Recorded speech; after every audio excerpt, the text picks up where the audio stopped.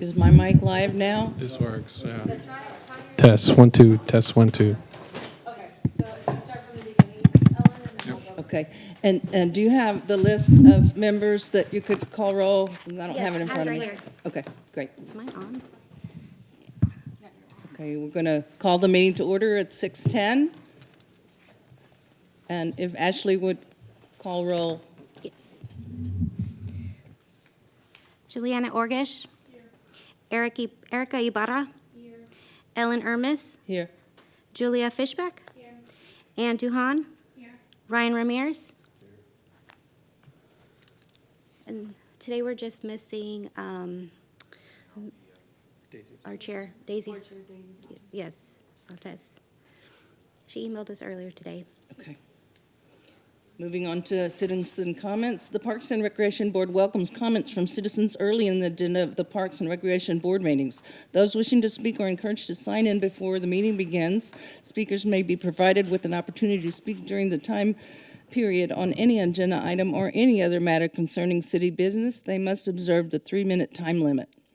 And I just passed out newsletters for senior programming and wanted to point out a couple of things we're doing on intergenerational programs so that we don't just serve ourselves. We do a school supply. We just finished a toy drive and diapers. We give diapers to Lehman High School teenagers with children in the schools. And we also work with Lehman. There's a new state requirement that they have to have 40 hours of community service, so we've got them crocheting those mats for the homeless out of the trash bags and making paper flowers for our floats, all kind of interesting things. The end of this month, we were giving away 500 pairs of shoes through the Subaru grant.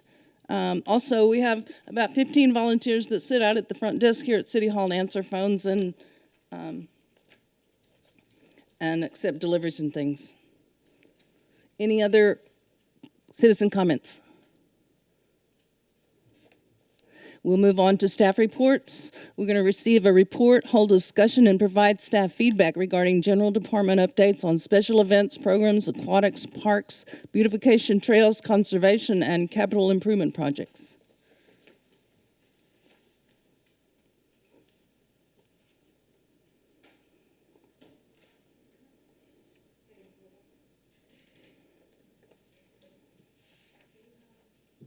Do you have the presentation to pull up?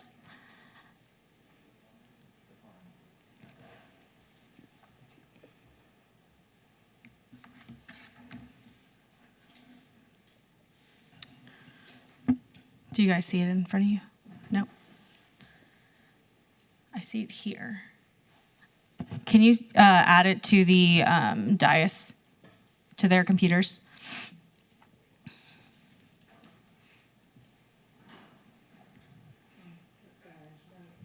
Good.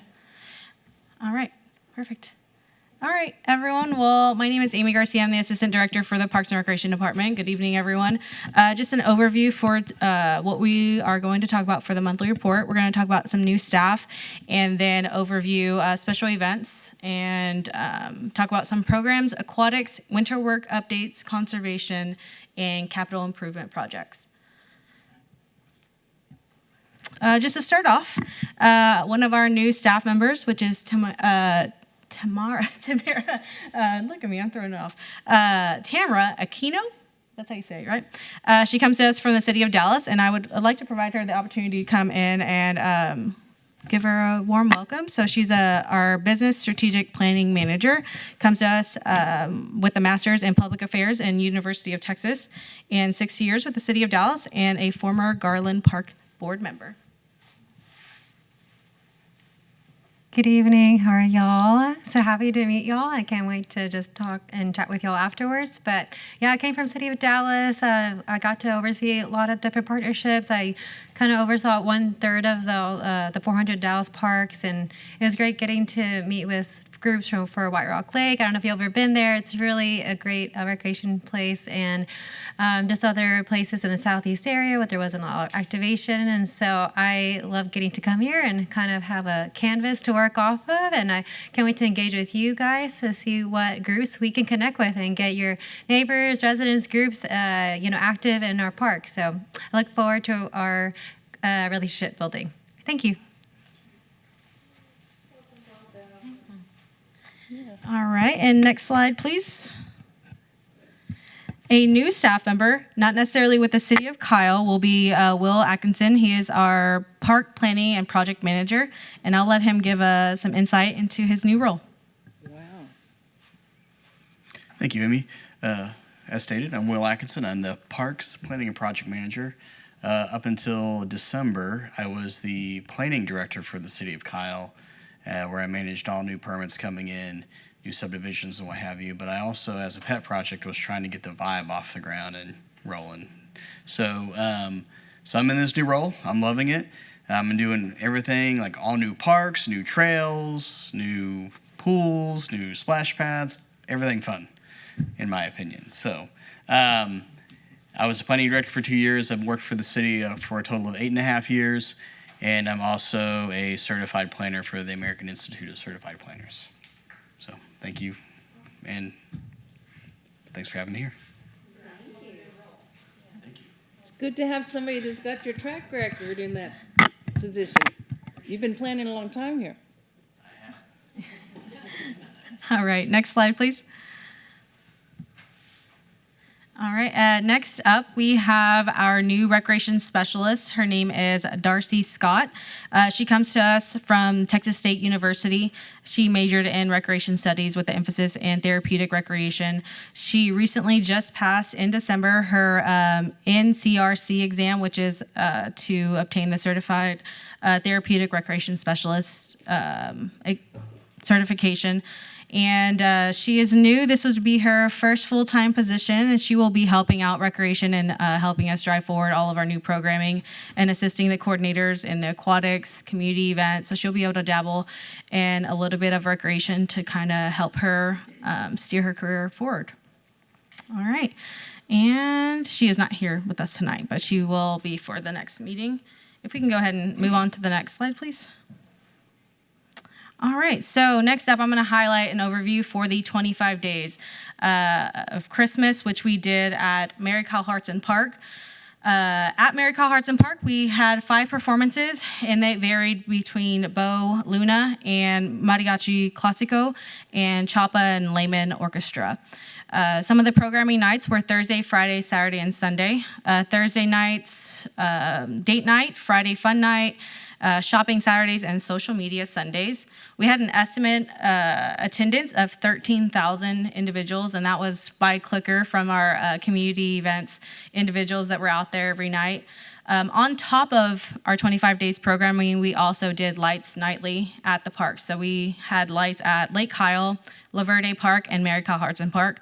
As you all know, La Verde Park was our brand new park that we added lights to, and that was with the kickoff of the Grinch Fest.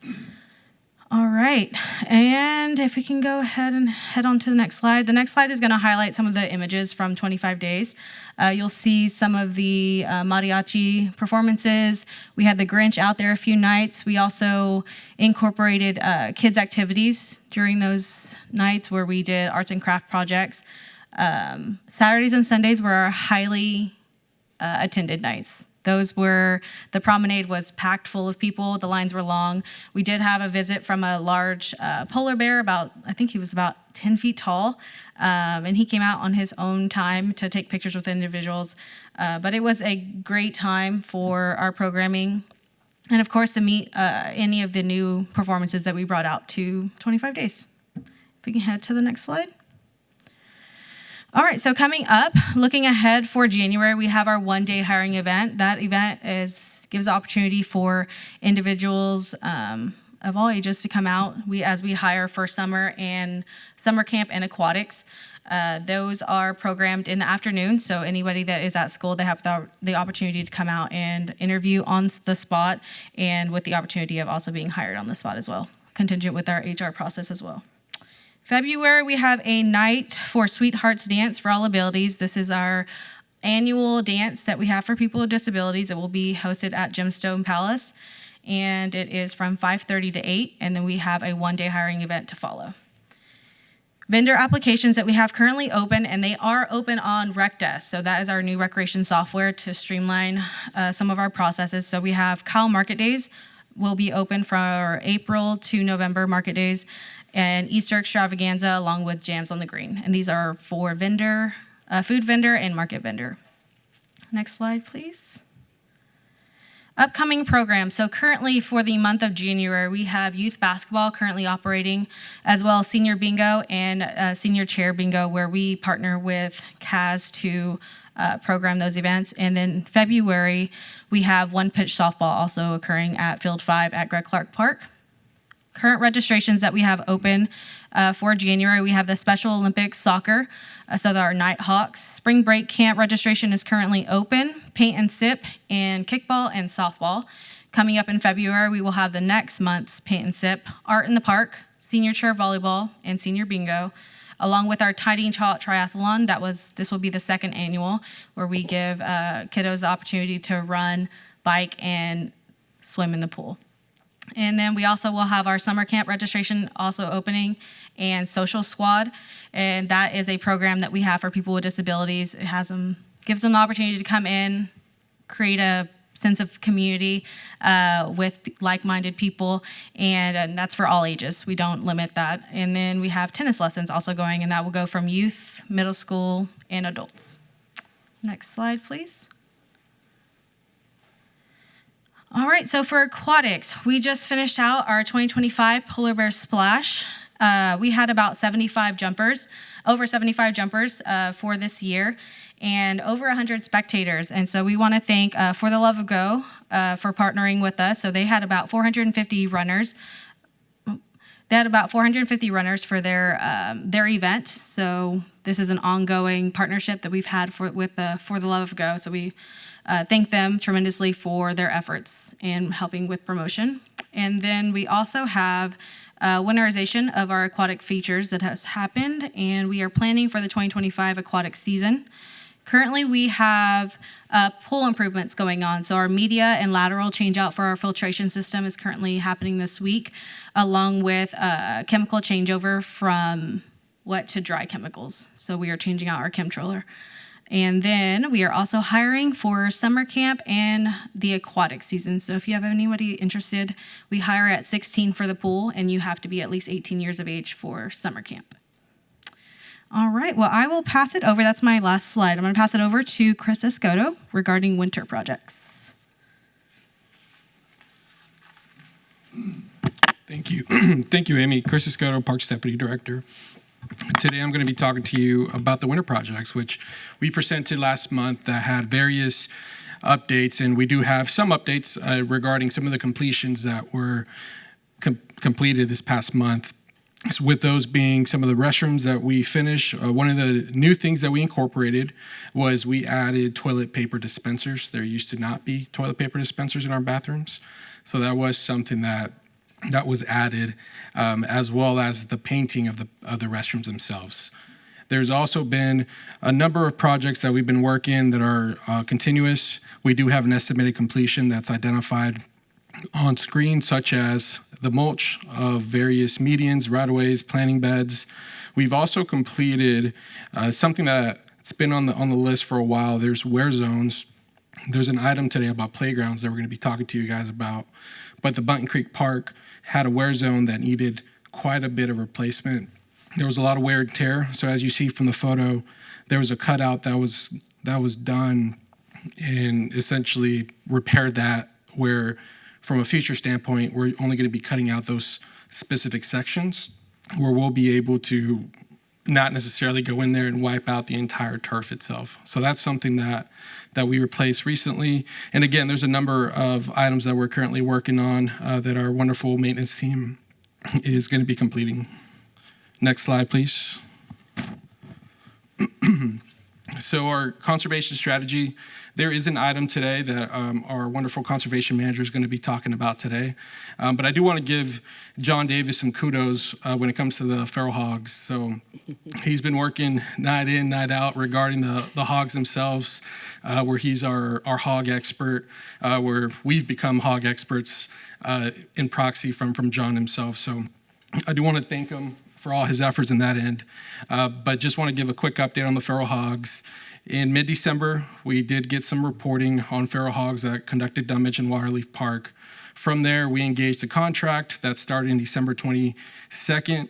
As of 2 days ago, I believe, we trapped 14 hogs, and they have been transported to a USDA facility. There is a whole sounder.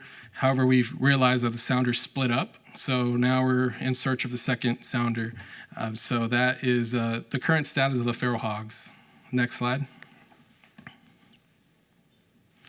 CIP updates. I'm going to tackle this slide, and then I'm going to pass it over to Mr. Atkinson, our newest park planning project manager. This past month, we did provide an update regarding the contractual contracts for design services, what we call the rotation list. On screen, you see the various firms that did get approved from that list. We have already taken items to council to initiate contracts for design purposes. So that is one thing that we are looking to proactively do throughout the year, especially with these CIP projects. And with that, I will pass it over to Will.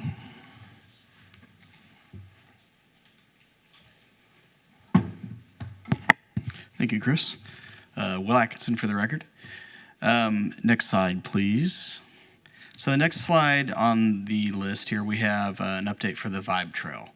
At the last council meeting, we took a full design contract with Schaumburg and Polk Incorporated. They are the city's selected Vibe Trail designer to fully design a 1.57 mile section between Waterleaf Park and Button Creek Park. It's going to have 7 neighborhood connections, as you can see there on the screen. And it's going to go through permitting / engineering but through this winter of 2024 and fall of 25. And then the bid opening of fall of 25. And what it doesn't show on this is that it'll probably be finished by May or June of 26, this section. This area, we chose this section because we pretty much have all the land already, with one exception right there in that little triangle in the middle, but that we should have in our possession by May of this year. So we're pretty excited about this. And this is going to be funded with the 2020 Parks Bond. Next slide, please. Can I ask a question for that? Sure. So for the Button Creek, where they have the path that walks down, which I think is connected to the Vibe, they have the that bridge, whatever you call it, that floods. Yes. Is that going to be remedied during the update of the Vibe Trail? Because you can't get, obviously, if it's overflowing, you can't walk through it. Yes, ma'am. We're going to be replacing that section of the sidewalk and the bridge with the improvements. Is it going to be like That we don't know I yet. the technical term, but like We- heaped over so you can. Yeah, Not so flood. just real quick, sorry. That is going to be identified by the architect, the engineer themselves. They are going to have to identify that floodplain itself, where they're going to have to provide recommendations on what that look may be, whether it's an elevated bridge of some type. I'm sure that's going to be something that's going to come into play if that's the case, that it does get flooded often. But that will be evaluated by the engineer. Okay, I can confirm it floods every single time it rains there in that specific spot. You are absolutely correct. It does flood every time pretty much it rains. So, yes. On the next item, we have the steeplechase and Waterleaf parking lots. You can go back to the previous slide. This full design contract was also taken to City Council at the last meeting. At steeplechase, there's going to be 3 parking lot upgrades to the basketball court, the splash pad parking lot, and the dog park. 2 of them are going to have permeable paving. 1 of them is going to have standard paving based on where they are, if they're in the floodplain or not. We recommended to council to approve the one with a permeable paving, even though it costs more in the end. It actually saves time because it will not have to go to FEMA for review because we're bringing back permeability to the site. But it's going to include lighting, EV chargers, possibly sidewalks, ADA spaces, landscaping, and what have you. Next slide, please. And then on the same contract for Waterleaf, we're going to be upgrading the existing parking lot with standard paving. This isn't anywhere close to the floodplain, so we can do that just fine. But with lighting, sidewalks, more ADA spaces, and landscaping as well. Next slide, please. Updates for Lake Kensington Nature Park. Excuse me. This is approximately 105 acres. Y'all probably have a pretty good idea of where that is. It's over on Dacey Lane, just south of Lake Kensington, or Kensington Trails, the neighborhood. It's going to be, we have a budget of $17 million for fiscal year 25-26. And the design RFP was advertised in September of last year, with Mesa being selected for design and public input. We are currently undergoing contract negotiations. They actually just sent us their first draft tonight, so we're going to start working through that pretty quickly. And the design work is anticipated to begin in first quarter of this year.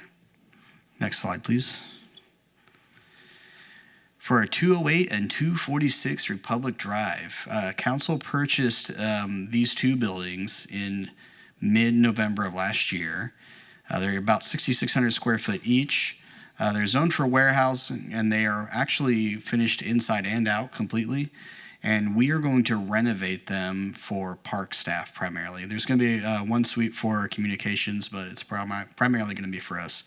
But we're going to have 17 offices, 5 workstations, 2 conference rooms, 4 classrooms, 1 park maintenance garage, and 1 break room. And council also approved the design/construction contract on the 7th.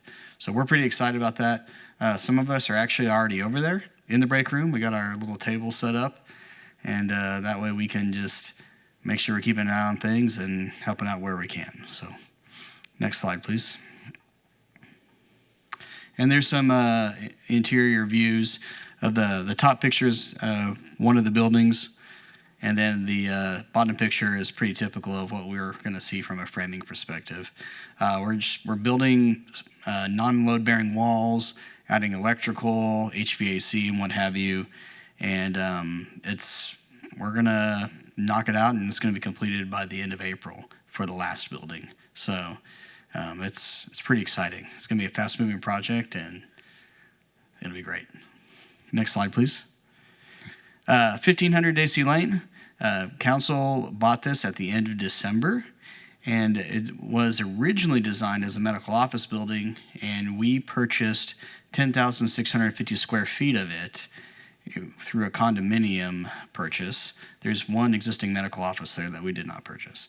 It is pretty much down to the studs and insulation only on the inside. So we have a scope for preliminary design and public input with, I cannot remember their name, with, thank you, Brinkley Sargent Wigington. They're an architecture firm, and they're going to help us get through that process and just make it an absolutely spectacular facility for parks and the seniors. And that includes schematic, and then it will also shorten phase 2 implementation. Next slide, please. And I can go over this if you want, but okay. And so Brinkley Sargent Wigington actually comes from that rotation list. So just as an example, how we've already initiated a contractor from that Parks rotation list that was just approved by council. So the Green Ribbon Program, as you are aware... Chris, I'm sorry to interrupt. Could you also talk about the public input process for that building? Yeah, absolutely. So the public input process, it's going to be expedited, so to say, from council's direction, where we're going to be conducting 2 focus groups. We are going to be engaging with stakeholders of the facility itself, such as CAS, and just surrounding community, or the community itself, with users that are specific to senior programming, as well as we're going to conduct a public meeting. Information will be released very soon, and we are looking actually for park board members to sit on those focus groups, similar to how we conducted the PROS master plan, where we, I guess, initiated participation on behalf of park board. Expect that information to come out to you all as well to try to get some insight on getting feedback from you as well. But that is going to incorporate, as I mentioned, various stakeholders from established boards and commissions, and even future commissions and boards that will be established, such as the aging board. And again, we're going to conduct 2 focus groups. We're going to go to a public meeting, and then we're going to bring this item to Park Board and Council within the next 2 months. And so going back to the Green Ribbon Program project, the Green Ribbon project is currently in the warranty period when it comes to the plant establishment. That did initiate back in November, where we're going to be conducting a walkthrough and final punch list this next month. From that standpoint, it's going to be turned over to maintenance for TxDOT. We do anticipate the maintenance portion being turned over to the city in 2027. Next slide, please. So as I just mentioned with the PROS master plan, where we are, as you all are aware, we did go through a number of public engagement sessions where there was a big survey that responded about 1,140 responses. We conducted 8 pop-up events. We had 2 focus group meetings, as I mentioned, with the Trails and Conservation Focus, 2 public workshops. So there was a number of items that came into identifying the feedback on what's going to be proposed. And this is an item that will be coming to Park Board this next month. Next slide. Where, as I mentioned, those initial recommendations are going to be provided to the steering committee that's scheduled for this month. And again, following and reiterating that we're going to be coming to Park Board this next February to provide you with next steps on the future of the PROS master plan. The steering committee is encompassed, so it's a task force, and that's encompassed by city council members.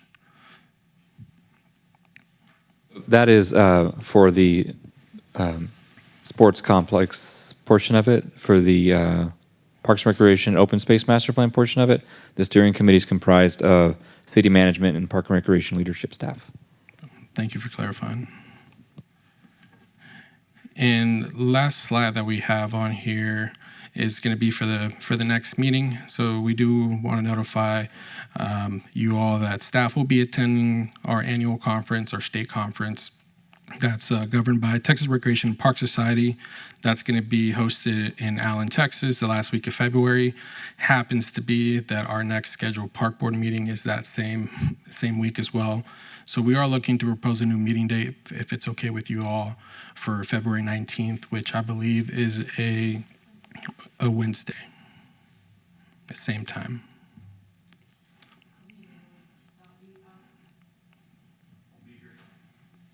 You will not be here? Okay. I want to go too. Yeah. But I think we still have time to poll for some alternate dates with you all via email. And with that, that is all I have. So stand for questions that you may all have. So we're not setting the meeting for the 19th, we're gonna look at some other dates? Based on direction, that's what it sounds like. So we'll get back to you all on other options. All right. And then Ms. Ellen, if you can introduce us to the next item. Yes. Receive a report, hold a discussion, and provide staff direction regarding the skate park at Gregg-Clarke Park.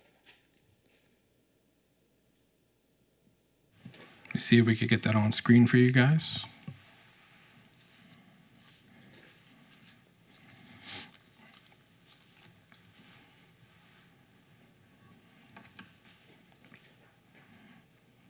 I believe this one's on PowerPoint, Chris. Perfect. All right, back in business. So Kyle Skate Park, Chris Escoto, Parks Deputy Director. Today I'm going to be talking about the Kyle Skate Park project. This is an item that I think we've been waiting on for the last several months. So today I'm here to give you an update. We're going to be talking about the timeline and just a general history of how we got here. There was a request and strategy that was identified by council. Going to give you some overviews regarding the site, the budget, the options that we got together with our consultant, as well as giving you the impact regarding the budget and then asking you all for direction. So to start off with the project history, this project is funded by a park bond that was specifically allocated to Gregg-Clarke Park. That further into 2022, Hayes County provided a match that gave us authority of $2 million that were basically identified for Gregg-Clarke Park, where in 2023, SPA Skate Parks put together a contract that City Council approved, where through March 2024, there was public engagement, the design stage, and that was a number of exercises that were conducted to get you a design that is currently approved that I'm going to be going through today. In May 2024, there was permitting and early site work that did begin. However, a couple months later, it was paused and that contract was terminated. The reason being for staff to re-identify and really reassess the project itself and bring that back to you all in council, which in September 30th, we did bring back that item where staff recommended approval, which was approved on behalf of Park Board to go with the original concept and basically go into a new contract with SPA. That item was taken to council on October 15th, where council ultimately provided direction to staff to re-engage with SPA to essentially enhance the project. What those enhancements incorporated was they wanted to see lighting, they wanted to see site furnishings, shade, they wanted to incorporate additional skill levels, so to say, when it came to the bowls, potentially adding a pump track, etc. From that guidance, staff identified 3 phases, where phase 1 incorporated providing 2 schematic options with some cost estimates, which is what we have in front of you today. Pending direction, phase 2 and phase 3 will initiate future contracts for us to go further into design and potentially into a design build agreement. Here's a general site overview of the overall site itself. Just for context, what you're looking at in the orange is the tennis court with some benches. Just where that white rectangular piece is on the, top left corner, that's the ash pavilion. And just across from that orange is the playground structure. So just to give you a little bit of an area there. As far as the budget goes, as I mentioned, there was $2 million that was allocated. There are only $770,000 or 770 and some change dollars left over on that account. If you look at the right, the total expenses are identified of what all was used. As a reminder, these funding mechanisms are appropriated for Gregg-Clarke Park. So anything from a skate park, splash pad, ash pavilion, irrigation was approved as an eligible expense because it was within that area of Gregg-Clarke Park. So as I mentioned, as of right now, there's $723 remaining in that account. So what are the options? So today, we're going to be providing you with 3 options, with option 1 being the original concept. Just as a reminder what the concept was, this is 100% complete, roughly 9,000 square feet. There is a triangular flow that gives you like a street terrain, kind of like a plaza style skate park, where there's different zones that were identified. Here's a general information on the OPCC within the original contract. There was it was $1 million contract that was authorized. Here are some conceptual renderings. Option number 2, per the direction, we went to SPA and provided them with the different parameters on what council wanted to see. So from there, they identified the addition of a flow bowl and also increased the skate plaza roughly about 3,000 to 5,000 square feet, where it puts it somewhere between 12 and 14,000 square feet total just for the plaza itself, and then the addition of a 7,000 square foot bowl, which is some examples there within the render that you see in front of you. Additionally, there was spectator shade, lighting, benches, and landscaping that was included within this cost estimate that you'll be seeing here in a little bit. However, this does eliminate the existing tennis court.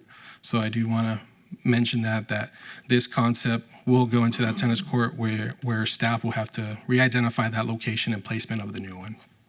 In total, this is roughly going to be about 18,000 to 20,000 square feet in comparison to 9,000 from option 1. Yes. Do we know if the tennis court's being used? Yes, they are. I can tell you that. When I'm at the basketball court, there are people at the tennis court. Yeah, I don't have that information as far as they're being used, but from the original analysis of the site itself, it was identified to have that footprint of a potential impact. Within the original design, though, that was a decision that wasn't made per option 1, where it left that out. Whether it's used or not, don't have that answer, but again, it won't be something that'll just be eliminated. We'll just have to reallocate that asset within the park itself. Within Gregg-Clarke. Since there are cameras right there at the basketball court, you can see if there are people at the tennis court, right? That'll be a question that we'll have to identify from a monitoring system. I don't know if staff has access to that. Typically, that's something that PD has access to. As far as how far back that goes for us to go in there and look at how many people use that, we'll have to evaluate. But I mean, in a way, yes, you could see that, but I don't know if it's going to give you a true number of how many people use that space on a given day. No, thank y'all for fixing the camera, if y'all did. Because it was hanging down, now it's fixed. Yeah, no, thank Thank you. you. Also, Thank you with for the tennis insight. court, I believe it's slightly smaller than regulation size, so we'd have to, you'd have to almost demo and pour a new foundation. There's a lot of resurfacing that needs to be done with the court as well, so it would really do it justice to, if you're going to pour a lot of capital money into it, get it into the right location as well. We've also got the pros master plan updates to help give some feedback to tennis courts, and do we need to add additional courts, or do we need to add pickleball lines? It'd be really nice once we do it the right way. But as Chris mentioned, this footprint where the tennis court currently is was part of the public input process for the original skate park. But we want to get both of these projects right. That is one thing that people do bring up from the tennis court, is they do need resurfacing, and probably a little bit of update. Yeah, no, I agree. And that's another reason we came into this decision on reallocating the asset and, to David's point, building it the right way from a skate park standpoint and also the tennis court.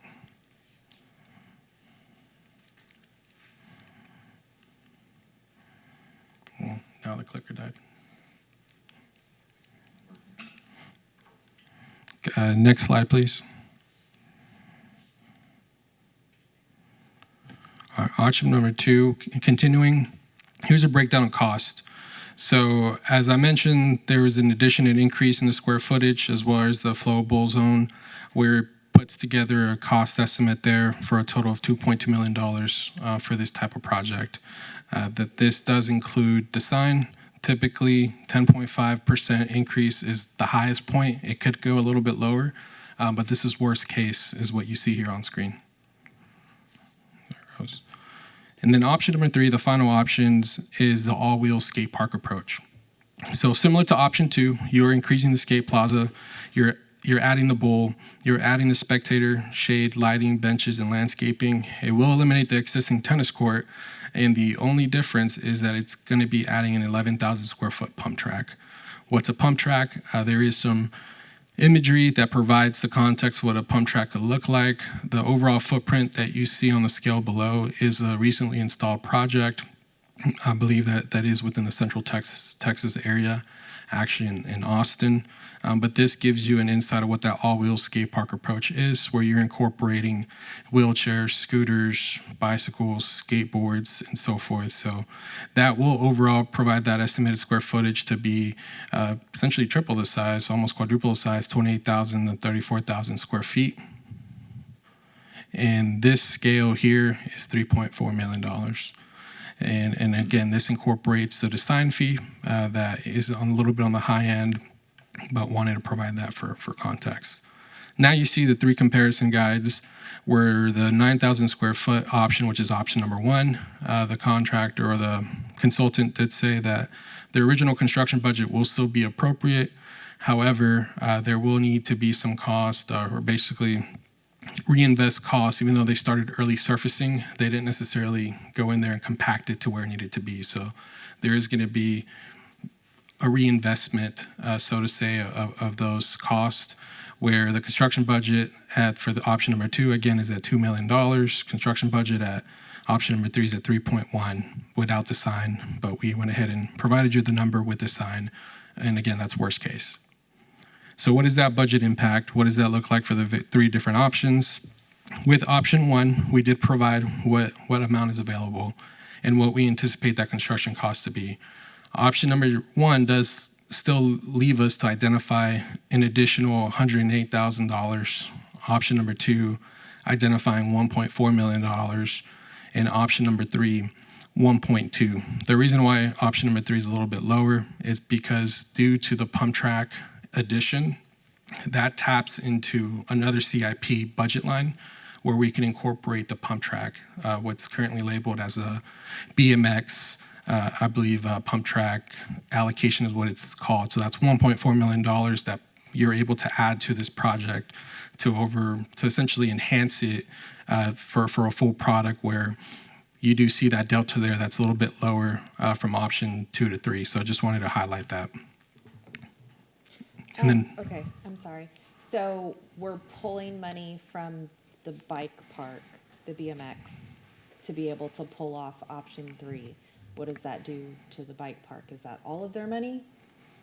that is all Like, the. we're saying we're putting it in this bucket instead, so, That's correct. So that bucket, so to say, is reinvesting into this project where it does provide that same use from the BMX standpoint where we're talking about the all-purpose track.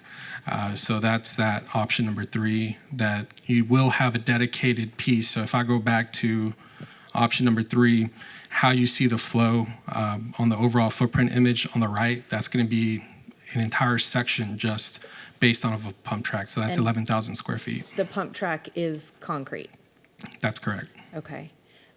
So I'm in like my 3rd year on the board, and we've had a lot of conversations about the bike park, the BMX, the pump track, all of that.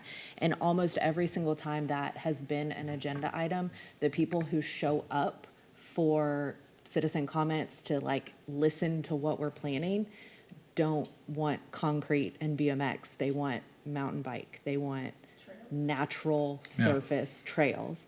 So we're pulling money from something that, like, we've told people we were looking at to create something they didn't ask for. Also moving it from east side to west side. Is that true? Well, I think the trails that they've talked about, we've always talked about them potentially being on the east side, but there's never really been any traction on adding the trails themselves. Have y'all talked to the Trails Committee about that? Because I know one of the like the chair of the Trails Committee is one of the people who has come multiple times about mountain bikes and about like having natural surface trails and is a big advocate for that. Like, does he know that? Yeah, Did if they this, know? if this is an item that's been provided directly to Trails Committee, it has not. This is, Park Board has been the first one to see this presentation Might here. light some fires under them. Regarding to answer your question as far as the different types and services, there's various uses for a BMX or even a pump track themselves.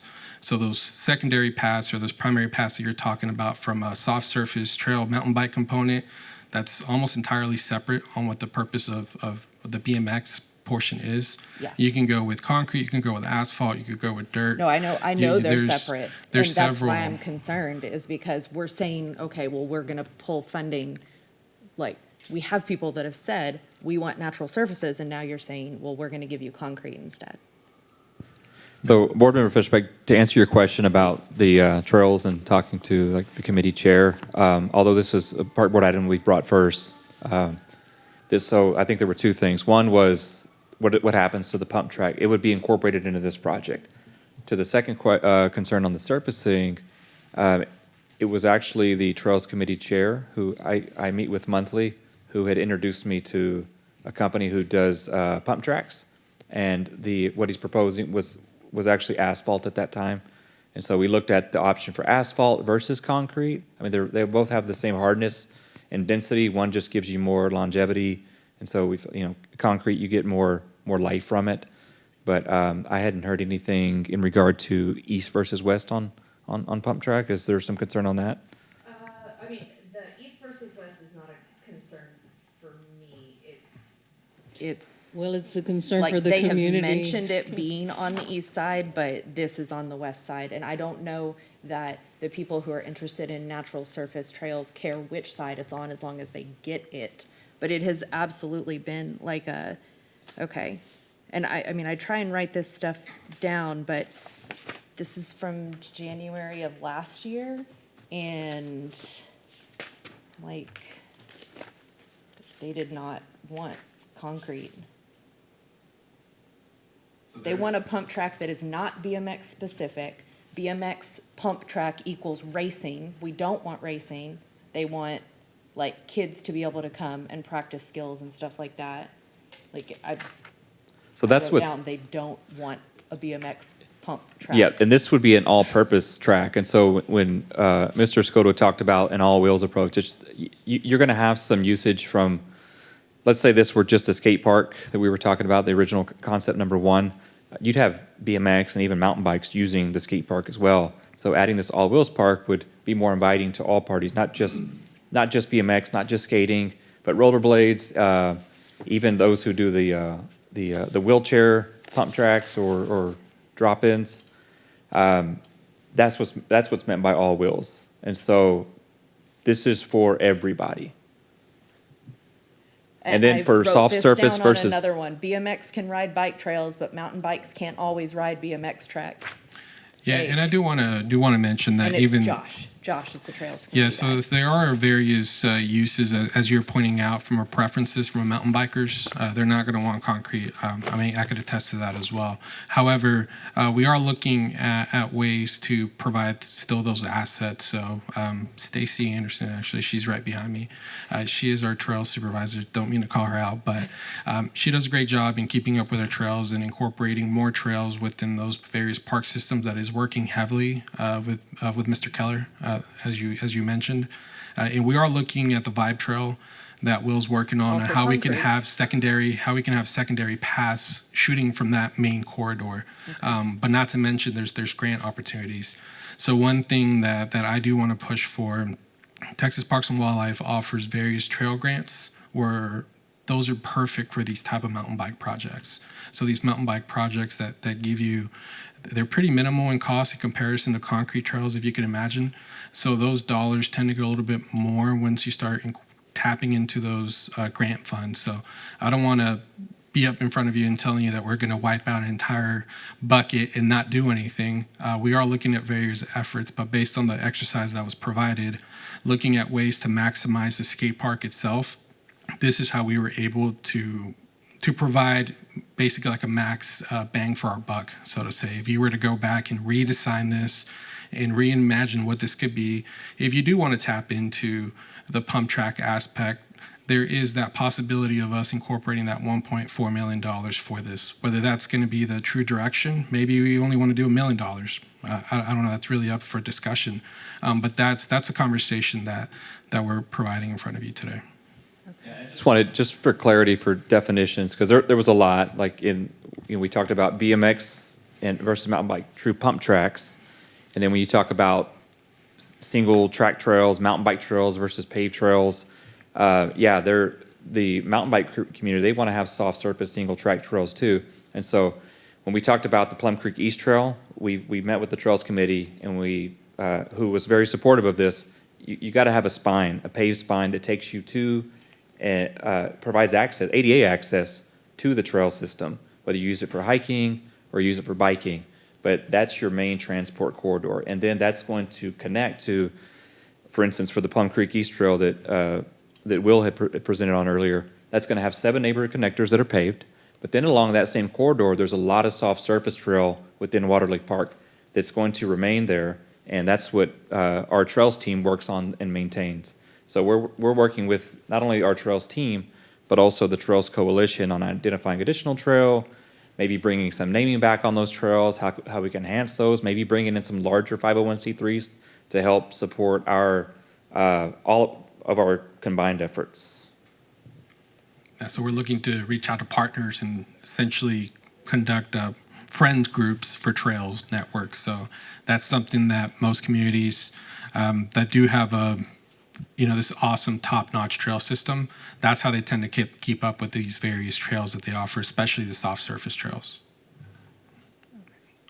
With option 2 and option 3, how do you intend to meet the delta of that balance remaining? Yeah, it's a great question. And that's something that within the appropriated CIP project, CIP budgets, whether we need to reshuffle the mix, that could potentially be an option. But that is something that we're currently looking for direction on which option to navigate, and then coming back with saying this is how we think we're going to be able to fund this from this bucket and so forth. So as of right now, we don't necessarily have a bucket that we could tap on, but that is something that we're looking for direction.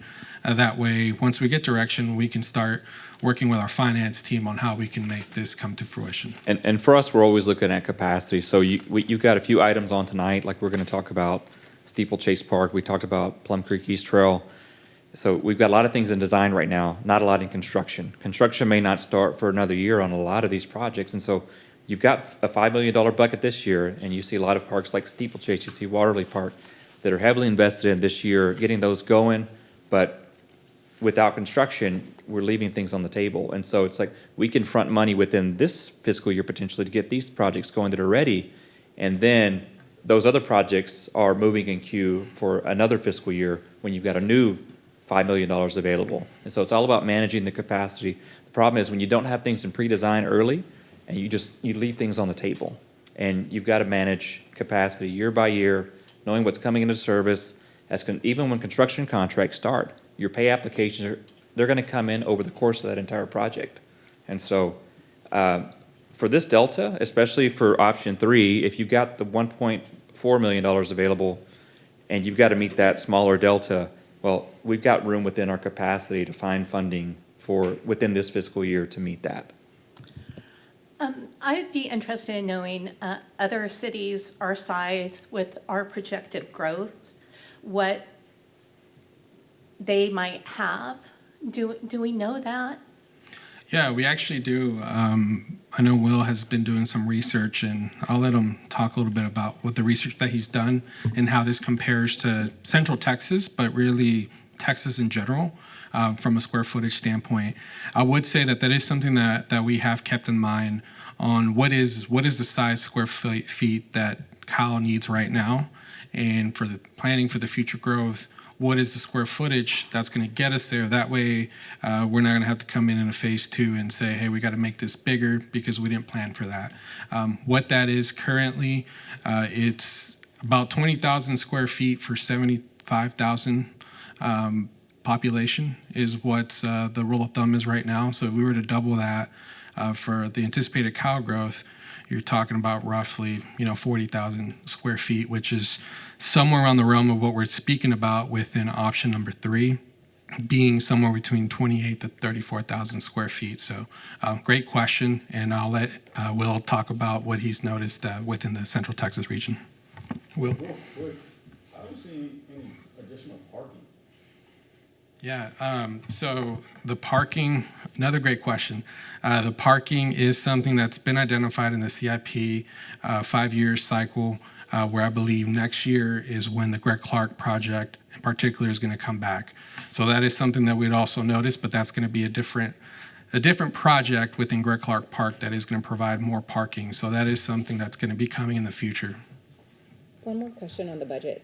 The pump track funding, are we reallocating the total funds from that line item over to this one with option 3? Are we taking everything out, or are we leaving any funds? Or is it anything, everything?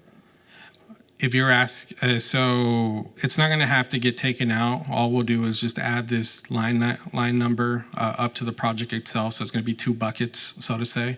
And regarding if the board feels comfortable in allocating the full 1.4, I'll leave that up to you guys if that's something that you want to provide for recommendation, whether you want to only say, hey, 1.2, leave 200,000. That's right now what we provided is the $1.4 million.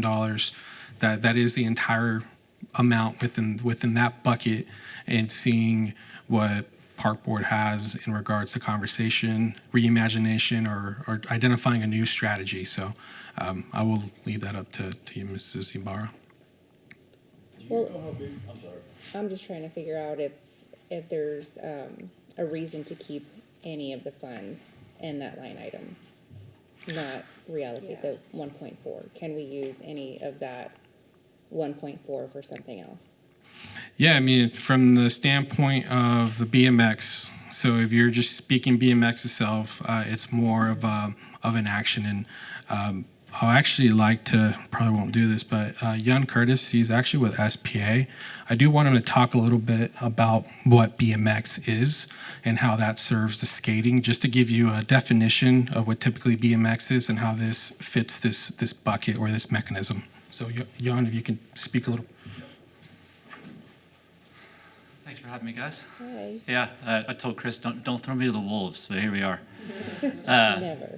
Yeah, so a lot of terminology brought up. You know, we were asked to present some options. Here they are. Can they be changed here or there? The money's out of my hands, of course. That's for you guys to decide. BMX strictly as a definition is bicycle motocross, and that's the racing. So I don't think any of us are talking in any way about racing bikes. Like what you're talking about with the trails sounds like, you know, soft surface is natural trails with maybe some obstacles along it. And yes, you can have varying surfaces for that purpose. And then of course there's just mountain biking, which is just completely natural, you know, minus a few turns that you're building into the softscape. So a pump track is very easy and inviting for younger kids to get started. It's not as intimidating than, you know, jumping downstairs or grinding or sliding down rails that you've seen in other skate parks around.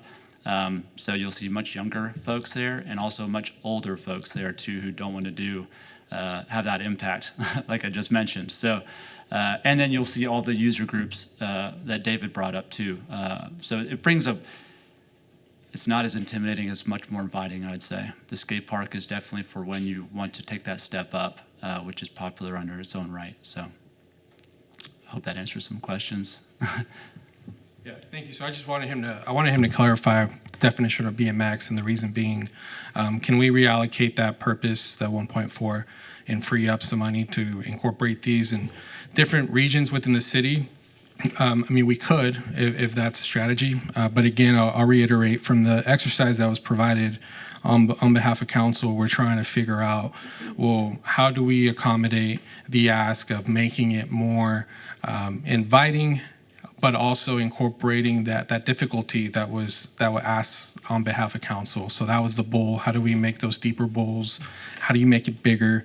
So from that direction, staff is providing recommendation just from a best value standpoint. That way we don't have to, we don't have to dig deeper into other reserves for it, that we do have that allocation for that.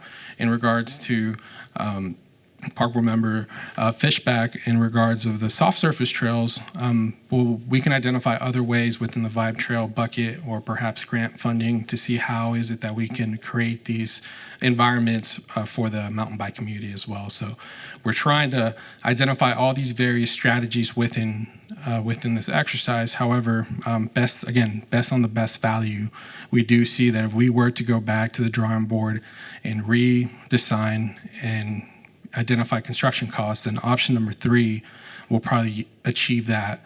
And thinking about the future, thinking about all these various components, that's the recommendation on behalf of this current staff. Okay, so do you know how big the beautification park is? I don't, but I did tell Ms. Ann that I was going to have Will come up so he could give you that information.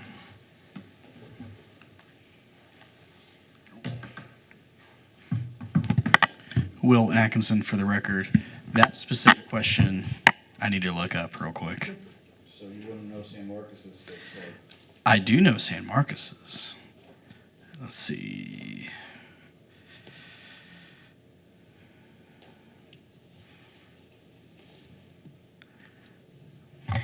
Or I had it on here. I want to say it was around 9,000, or maybe a little bit, maybe around 7,000 square feet. What I was doing some research on Friday for this, and I was trying to figure out the top rated and the largest skate parks in Central Texas. So it actually got kicked off that list. It was one of the smaller parks. And the reason being, we probably should emphasize is council, when we got direction to go and come up with some additional concepts, really wanted to do right by an all-wheels park, a skate park, to really put Cal on the map and set a new standard and be like amongst the top 30% of all skate parks built within the last, I believe, 5 to 10 years. And so with Will's research, we found that if you look at skate parks that incorporate a pump track with it, I mean, we're probably 1 of 5 in maybe the state. If you look at skate parks that are of the footprint of, well, I would say within the largest 3 to 5 within the state, that would put Kyle within the top 5.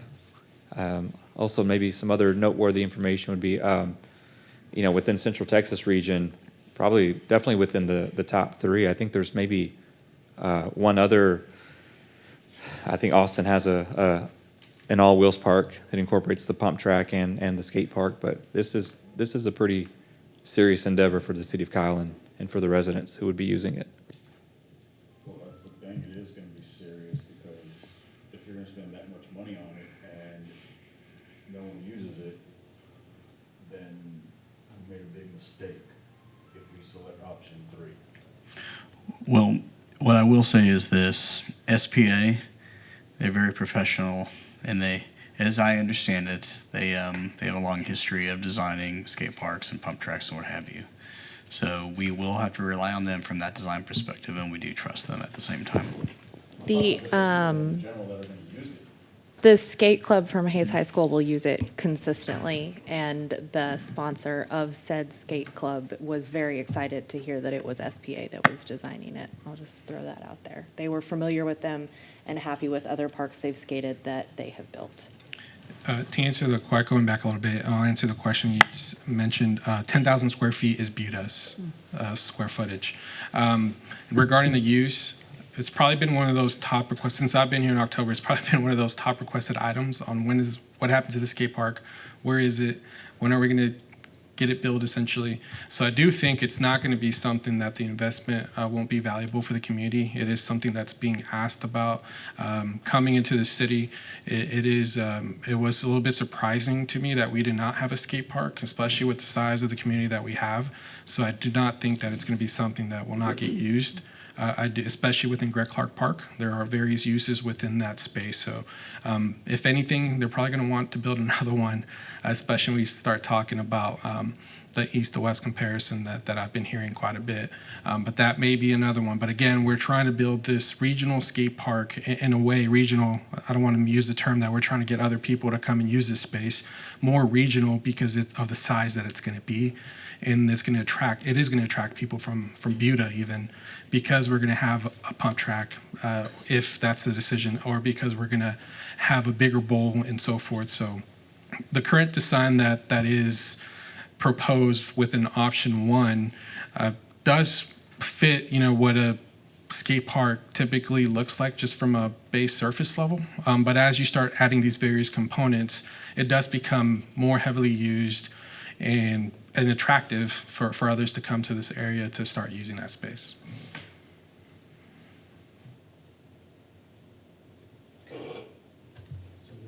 Have you talked to, so you mentioned that Austin has an all-wheels track, right? So this is common. We're not doing something outside of the box of including skate and bike in this concept? It's a trend that not a lot of communities have picked up on. It is a trend that's going a little bit higher in the sense of incorporating this all-wheels approach. So talking about inclusivity, talking about all these various aspects, that's where City of Cal, and especially through the PROS master plan, this has been the feedback that we've been receiving from an inclusive standpoint. So even though, yes, it's not something that's new outside the box, it is something that most communities do not have. So that's something that we're looking to be, that from Central Texas being that first or that second, where we're saying, hey, we're going to be providing this inclusive service to our community. I don't know a lot about skate parks, but will there be an opportunity for us to hold tournaments or competitive events? Yeah, so there are various, and that's more programming aspect where it's maybe more Amy's team. But yes, absolutely, from an athletic standpoint, you can hold kind of like horse. You can have skate. They kind of have that where they have competitions that incorporate and invite all these various users to come in where we can program those around that. So I would say yes, there's multiple opportunities that we can incorporate to activate that space and attract skaters to come. Not to mention, with there being a pavilion, perhaps that could potentially be something that individuals could rent out if they want to rent out that pavilion itself for like a birthday party or stuff like that, which is not within the original scope of option number 1. So how friendly is this option 3 for new bike riders or the younger kids that are just learning to pick up?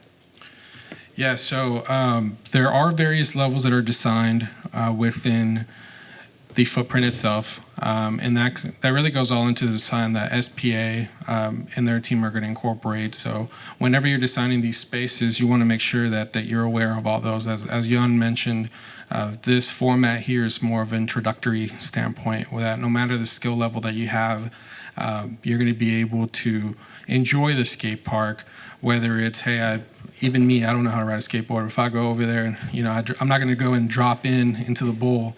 I'm going to probably start off in this section over here and work my way there. And that's how these skate parks are designed, where you're able, as you keep developing these skills, you're taking more risks. Similar to like a playground that we're going to be talking about today. A playground is designed for you to have safe risks in a way. Granted, this is concrete where you're going to be falling, and hopefully you're wearing padding when you're out there. But there is all these risks that are identified from the design component that maybe this is going to be fun for a skill level that's on the higher side. And then this side of the area may be more of an introductory where you might have the younger kids. Okay. And that applies for the bike section? Correct. Okay. Any other questions, feedback? So as I mentioned, just to finalize the presentation, so there are 3 options in front of you today. We are seeking direction on how you want us to proceed regarding its option 1, option 2, perhaps with some adjust, or option number 3, perhaps with some adjustments, or as is. Next steps for this is for us to take this to City Council, where we're going to provide Park Board's recommendation on how to move forward for the design, if design were to be chosen, or go straight into construction for the next steps of the skate park.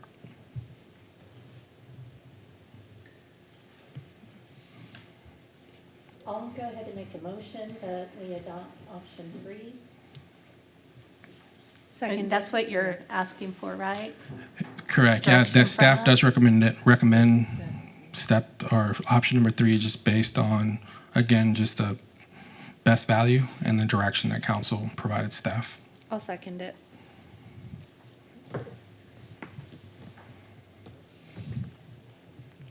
And then we can get a, We need to do a vote. do all in favor?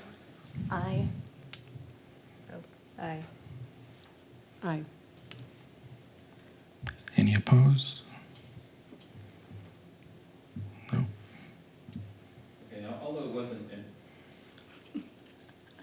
it wasn't an action item, I mean, we do need a count on, does Park Board support this as a consensus?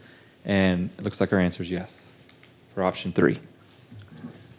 Can I ask a question? This is just like a generic question.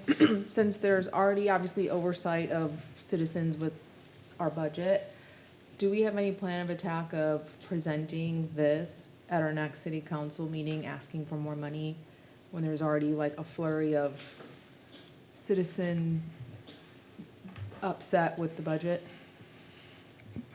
Yeah, I mean, that could very well be a conversation that we have so this item will be going to council regarding, and similar to the question, what's going to happen with the Delta? Where's that funding coming from?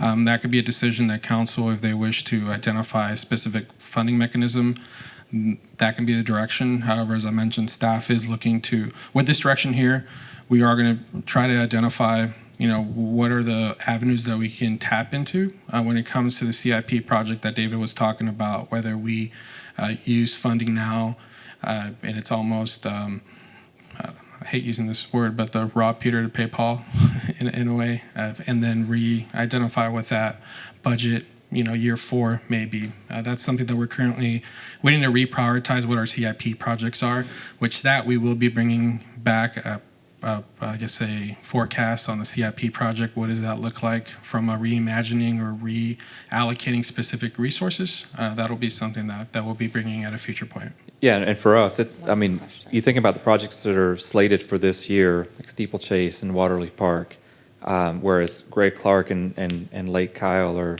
maybe a lot of some funding is within this fiscal year, and then you have some in upcoming years. But we've got a lot of projects already moving forward in design, and some even in construction for Steeplechase and Waterleaf Park. And in fact, we're doing a lot more for those. If you look at the CIP this year, and that's because most of these are going into design. And we really want to maximize the $5 million that we have available. With this project, we're using grant funding and also 2020 bond funding that was already out, is specific to Gregg-Clarke Park, as well as with funding that is specific to a pump track within the CIP. And so for us, meeting the delta, there's enough capacity to find when you take the big bucket as in the aggregate to fund this while keeping all the other projects moving forward. This project's done this fiscal year, or at least the bulk of the funding has been utilized. And so we're moving into FY26 in October, and we begin saying, okay, what comes in design now? Everything we're looking at is based on timeline and schedule. What's coming in service, what big ticket items are due this year, and managing that capacity to continue to move projects forward. That's our thing, is we want to move projects forward, we want to deliver, we want to do it in accordance with the CIP and community needs. And so we feel confident that we can meet that delta, especially on option 3. You really get more bang for your buck because the pump track is accounted for within this model. So this is the 3rd time we've approved a skate park. Can y'all give us like a over-under percentage on how likely you think it's actually going to go this time? If council, they're going to have your recommendation on option 3, and they'll have the opportunity to give feedback as well on what option that they prefer. If there's anything that they need to tweak, we feel like we've accounted for everything that you all have requested, that council's requested in previous meetings, as well as what we took from the original community input process that SPA was also involved in. And you talk about shade, you talk about features for all ages, you talk about a more inclusive model with an all-wheels approach, you talk about being one of the best products that we can deliver for the city of Kyle. And we think we've checked all the boxes with each of these, and in their own scalable way. But if council says, hey, we also support option 3, then we're going to move into the next phase of design, which is engaging SPA to go into like full schematics and full DDs and CDs for a project. And once you sink those costs, they're the company that's going to be also constructing it. And so the horse is out of the barn. It's moving. I just wanted to make one more comment about the east-west thing. Okay, yeah, we're taking a little bit of money, $1.4 million from the east side, but we're putting $17 million into Kensington, and we're putting in how much into Steeplechase and Water Park? Millions. So if the community says to us, oh, well, here they go again, taking money from the east side, we'll say, and also the money that they've spent on all these buildings that are on the east side, your new offices, the Dacey building, it's a lot that we're investing in the east side. And I wouldn't even say we're taking money from the east side. If you look at the bulk of the funding, it's coming from Gregg-Clarke Park funding itself. It's just a matter of when these things come into service. If there are other Gregg-Clarke Park projects like parking lot that aren't going into service, or we're just going into, because everything has not just full design. Full design's expensive, and construction's even more expensive, right? But a lot of these projects still need preliminary design, where we got to do surveys, we got to get concepts to you all for consideration to make sure that we're really building what we need and we're not throwing good money after bad. So, yeah, I wouldn't even say we're taking from anything, but We're just managing our capital improvement projects appropriately. That's a good way to phrase it. I just want to have something to say to those people who say, here they go again.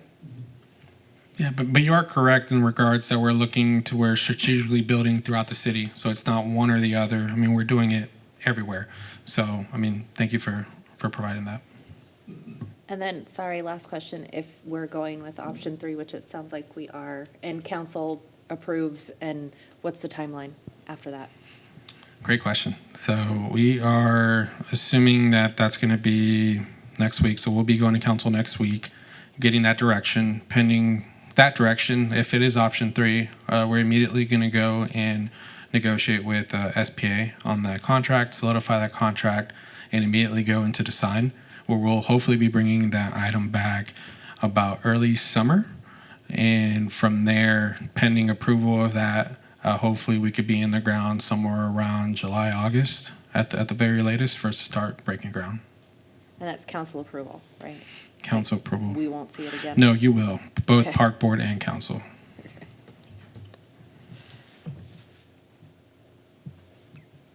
We ready to move to the next Awesome, item? yeah, next item, please. Receive a report, hold a discussion, and provide staff feedback regarding Keep Kyle Beautiful program. All right, Chris Escoto, Parks Deputy Director again. Today I'm going to be talking about Keep Kyle Beautiful.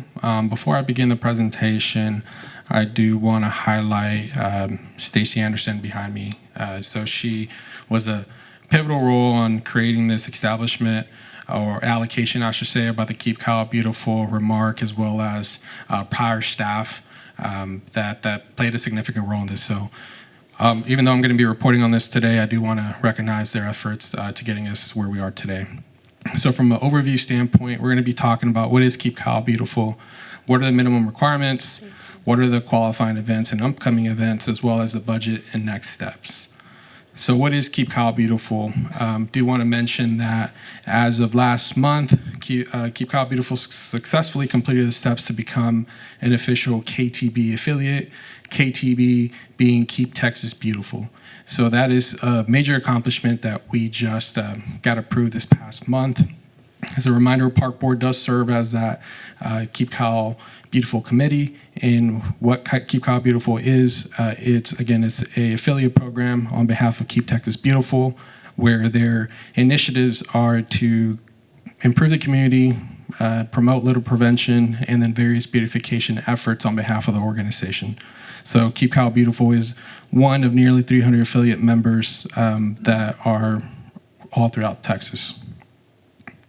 So what are the minimum requirements? Currently, there's an annual $200 membership fee. We do have to complete an annual report, and then there are 2 options that or I should say out of the 4 options below, we have to meet 2 of those options in order for us to maintain status. What those are, it's either participate in an in-person activity event, have a booth at an event or business, or present at a school or organization meeting, as well as participate in various virtual or in-person events, and conducting a community appearance and or litter survey. That is all part, again, from that Keep Texas Beautiful business model. And from a status standpoint, to reiterate, out of those 2 programs that we have to maintain, there are established programs that Keep Texas Beautiful has, such as the Great American Cleanup, Keep Texas Waterways Clean, Don't Mess with Texas Trash Off. So these are all various events that are sanctioned on behalf of Keep Texas Beautiful that are authorized for the Keep Kyle Beautiful program to be able to incorporate. So what are past qualifying events that we conducted? We've conducted Arbor Day, Keep Texas Waterways Clean. We've had community collection events, as well as staff has had approved virtual or in-person training that they've conducted. And one thing that we do want to mention is that this also assists with TCQ's permitting requirements that's governed by our engineering team. So it's almost like a dual service for that program as well. So what are the anticipated programs that we're going to be incorporating this upcoming year? As of right now, we've identified Arbor Day, which is an annual event. It's a tree planting event that we've identified in November. We have various invasive vegetation removal volunteer days that we're looking to at least conduct 2 of those. We are looking to Also have Keep Texas Waterways Clean program, and then continue and expand on the Adopt a Trail Park program with some training webinars for staff in order for us to keep promoting these events.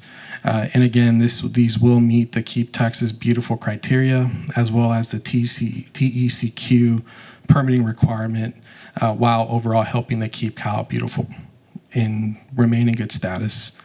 So one thing that we did want to highlight on was the budget itself. The Keep Kyle Beautiful program anticipated budget is a whopping $2,400. And what this covers is the cost of various cleanup, trash fees, planting, personnel, and training.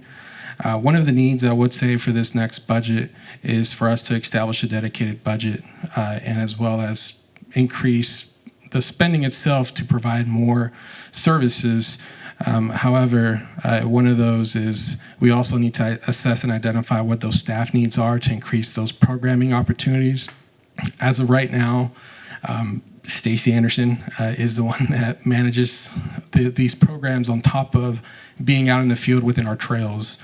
So there is capacity when it comes to her workload itself and what she's able to do. So it's one thing that we want to do this next year is look internally, see what is it that we can do to increase programming, and also identify dedicated budget in order for us to provide, I guess, a more quality service. Not to say that it's not quality right now, but how do we make it a better experience every time? So that's something that we're looking to evaluate this year. And last but not least, next steps and guidance. We do look to come back to the board to provide quarterly reports regarding the various activities for the Keep Kyle Beautiful program, as well as those dates that are provided for the various programs. We're going to be finalizing those dates and starting the promotion for those as well to start getting the word out there and seeking thoughts, feedbacks, or any concerns you may have. Thoughts, kind of, Ellen mentioned this earlier, students, freshmen need volunteer hours. So all three high schools, I guess Johnson is in Buda, we can forget them, but Lehman and Hayes have thousands of kids who all need 40 hours in order to graduate. So putting the like information out about events for those through like their National Honor Society chapters or their Leo Club chapters, you would definitely get volunteers. Even through the high school coaches, ours are very dedicated in trying to get their students, their athletes out in the community to volunteer for things. And they've been having trouble getting those connections. They're not sure where to start yet. They're trying to seek, information from their coaches, teachers on where to volunteer. So if we could put this in front of the high schools, it'd be really great. Kids are afraid to call adults and ask about things. So if we can just tell them that they don't have to call and ask for volunteer opportunities. And this is all good You'll get information. results. I think that we'd be remiss if we didn't take opportunity to talk about some of Tamara's role. So in addition to helping manage boards and commissions and help us to write policy and procedure and manage staff training, a big component of her job is going to be in volunteer management and agreement management. She has extensive experience with small and large groups, 501c3s to your neighborhood volunteer groups. And so she's going to really be able to bring that element to us in Kyle. And so if you start getting people who are inquiring and asking, Tamara is desperate for those names and those contacts. She was just asking us today during our executive team meeting, like, hey, I'm trying to make my connections. She's getting names. She's getting introductions and warm handoffs from other team members. So T. Aquino at cityofkyle.com. Okay. I used to work at Hayes, so I can give you the Hayes ones. No, that'd be great. I mean, I miss doing that kind of stuff. I've volunteered at Unit 15th. I volunteered with me, and they got jobs later on. As soon as they turned 18, they were so excited. I don't know what I have to repeat, but yes, I love, it's so fun. I love getting to work with them. I've worked with, Girl Scout, teenagers, all of it. And so all of them are really fun. So yes, I will talk to you about that. Or not Shack, Kayak. Get Kayak to put it on their socials. Yes, I think. That's the I'll also be plugged youth into board. that one. They'll see me everywhere at the cafeterias. And you're like, who's that lady? We're ready to move on. Receive a report, hold a discussion, and provide staff feedback regarding the parks conservation strategy. All right, so I'm going to kick this one off, and I'm going to hand it over to Mr. John Davis. But I'm going to wait. While I wait for the presentation to come up, I do want to introduce this item to you all. As you are aware, Mr. John Davis is our conservation manager who has spent numerous hours trying to put this strategy and this framework together for you all today. It is something that we're truly excited for. It's something that John's excited for, and going to show you how the conservation framework could fit within the Kyle system. So this past month, I did give you just a base introduction on how that looks like from effort of improving the parks themselves from a sustainability standpoint, ecologically standpoint, and even just funding standpoint. So there are some strategies that he has in mind to improve all those various efforts. So I'm excited to hand this off over to John and have him talk to you about the conservation framework.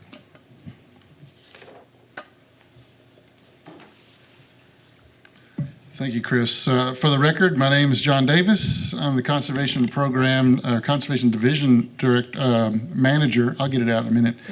And I am very excited to be here. I've been waiting for about 3 months for this, because I've been here about 3 months. Excuse me. So I'm going to talk to you tonight about conservation vision for Kyle Parks, and it's going to be part of this conservation framework that Chris mentioned. But if you look on the slide that's in front of you now, you'll see a list of things I'm going to go through. Don't let that make you panic, because there's a lot of things there. But I'm really only going to spend some time, significant time, on a couple of these kind of in the middle of the presentation, and the rest of it I'm going to move through pretty quickly. But we're going to talk about a mission statement. We're going to talk about costs of land management actions. We're going to talk about paybacks of land management actions in the form of ecosystem services, and we'll define what that is. We're going to look at some specific practices and analyze the costs and the paybacks of those practices. And then we're going to very quickly look at kind of the current state of Kyle Parks. And we'll do a case study of this proposed vision is how it might work in one of our parks. Talk about some budget projections, and then we'll end with a very quick kind of vision casting. Sounds like a lot, but hopefully I'm going to move through this quite quickly. So I firmly believe that just by making some simple changes in how we manage our parks, we can create native landscapes or native habitats that pay us rather than cost us. Now, anytime I've told people that, as I've been thinking about this, how to discuss this vision, they always kind of look at me weird. What do you mean? So there's this question of, well, what costs us? That's pretty, I guess, easy. But what pays us? That's where people get a little confused. So we're going to talk about some common management actions that are common. Some of them, unfortunately, they're common in not just Kyle Parks and Rec, but in other parks and recreation departments that I've worked with over the course of my career. So costs are the easy part, at least the first cost. When you have someone ask you, or someone mentions cost, what do you think? Money. Financial cost. How much is it going to cost to hit you in your pocketbook? So there are financial costs to management decisions. That's listed here. Fuel, staff time, equipment purchases, maintenance, repair. Those are all kinds of just cut and dried costs that we can look on a spreadsheet and get. I'm going to submit to you tonight, and hopefully I will demonstrate this to you sufficiently. I believe this is the least amount of the cost that we bear when we do some management actions. And here's my pitch. There are other costs that are much more costly and severe than just the financial costs. Our management actions actually can impact people's mental health, their psychological health, and by extension, the community's health, simply by how we manage our parks. And what's really important is that, I'm sorry, the big black thing on the screen is not that way on my computer, so there must have been a change here in how it formatted it. There's a lot of research that indicates that people actually prefer natural open spaces over highly programmed open spaces. And it makes sense when you really think about the same thing here. Apparently there's going to be a big black blob on most of my slides, and I apologize.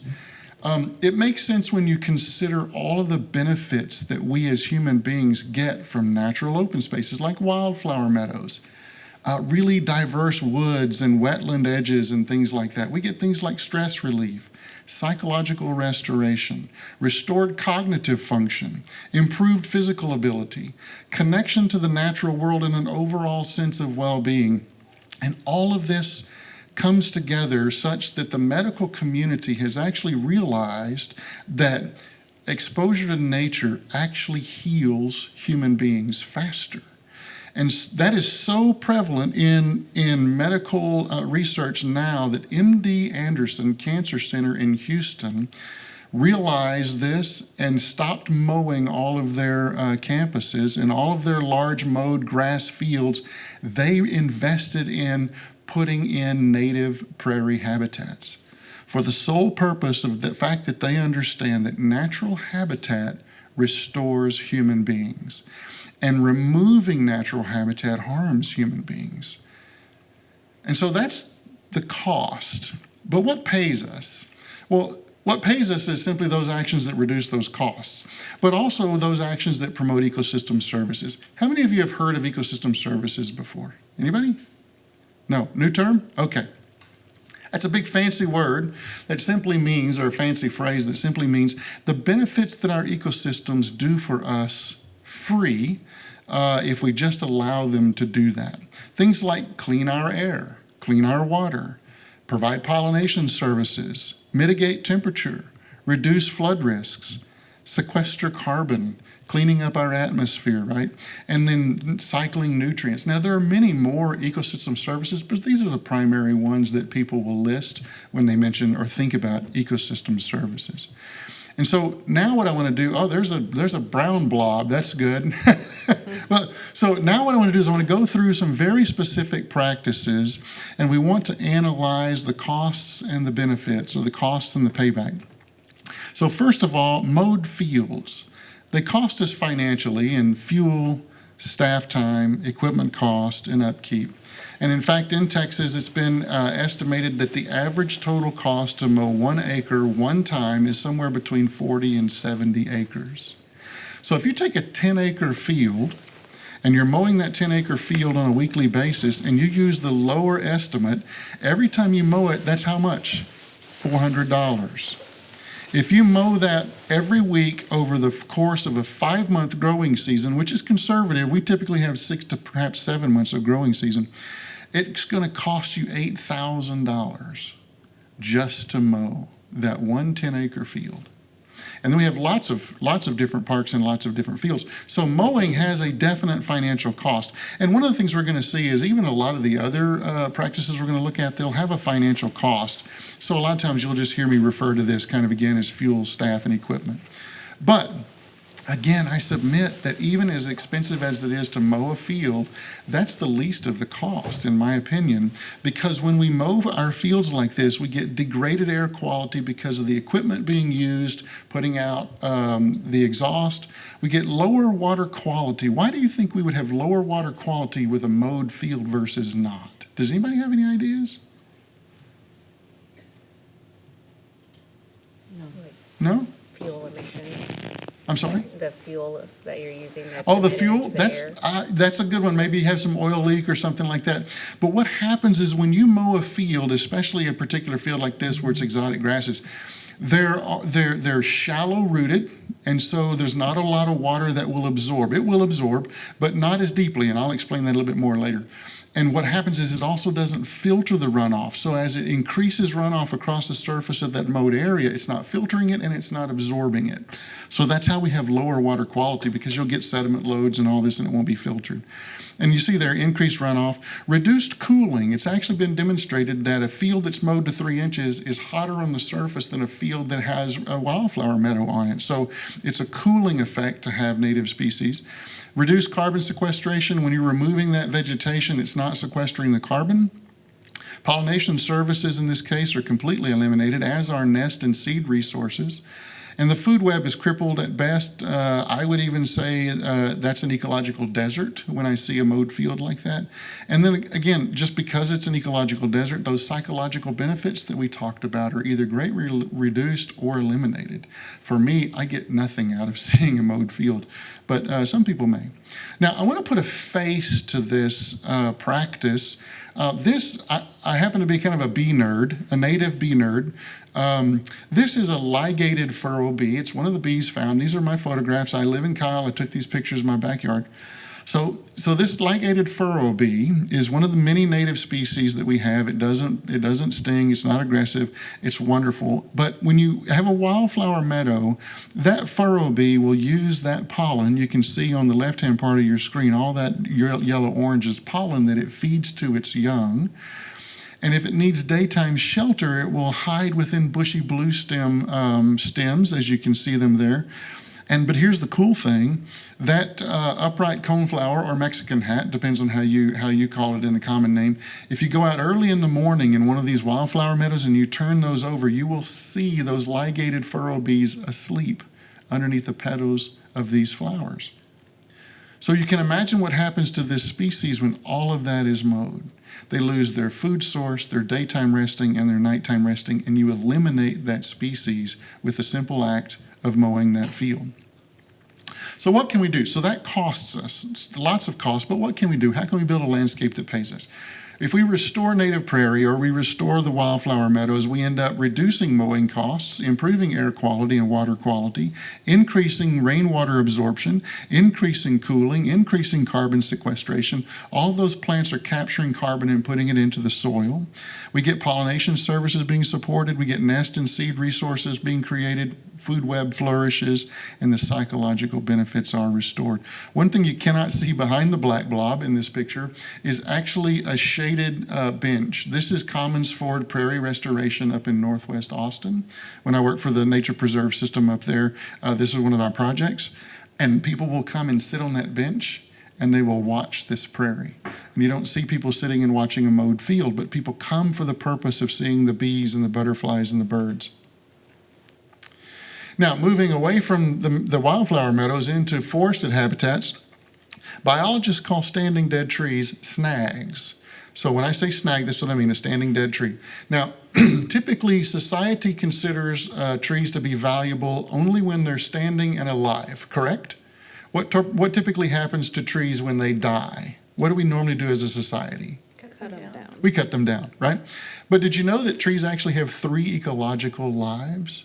Because when a tree is standing and it's alive, there's an entire suite of species that's attracted to that tree. There are insects that will feed on the foliage. There are beetles that will be in the bark, and there are all kinds of things that will be attracted to that tree for flower and for mast and for other things maybe that tree produces.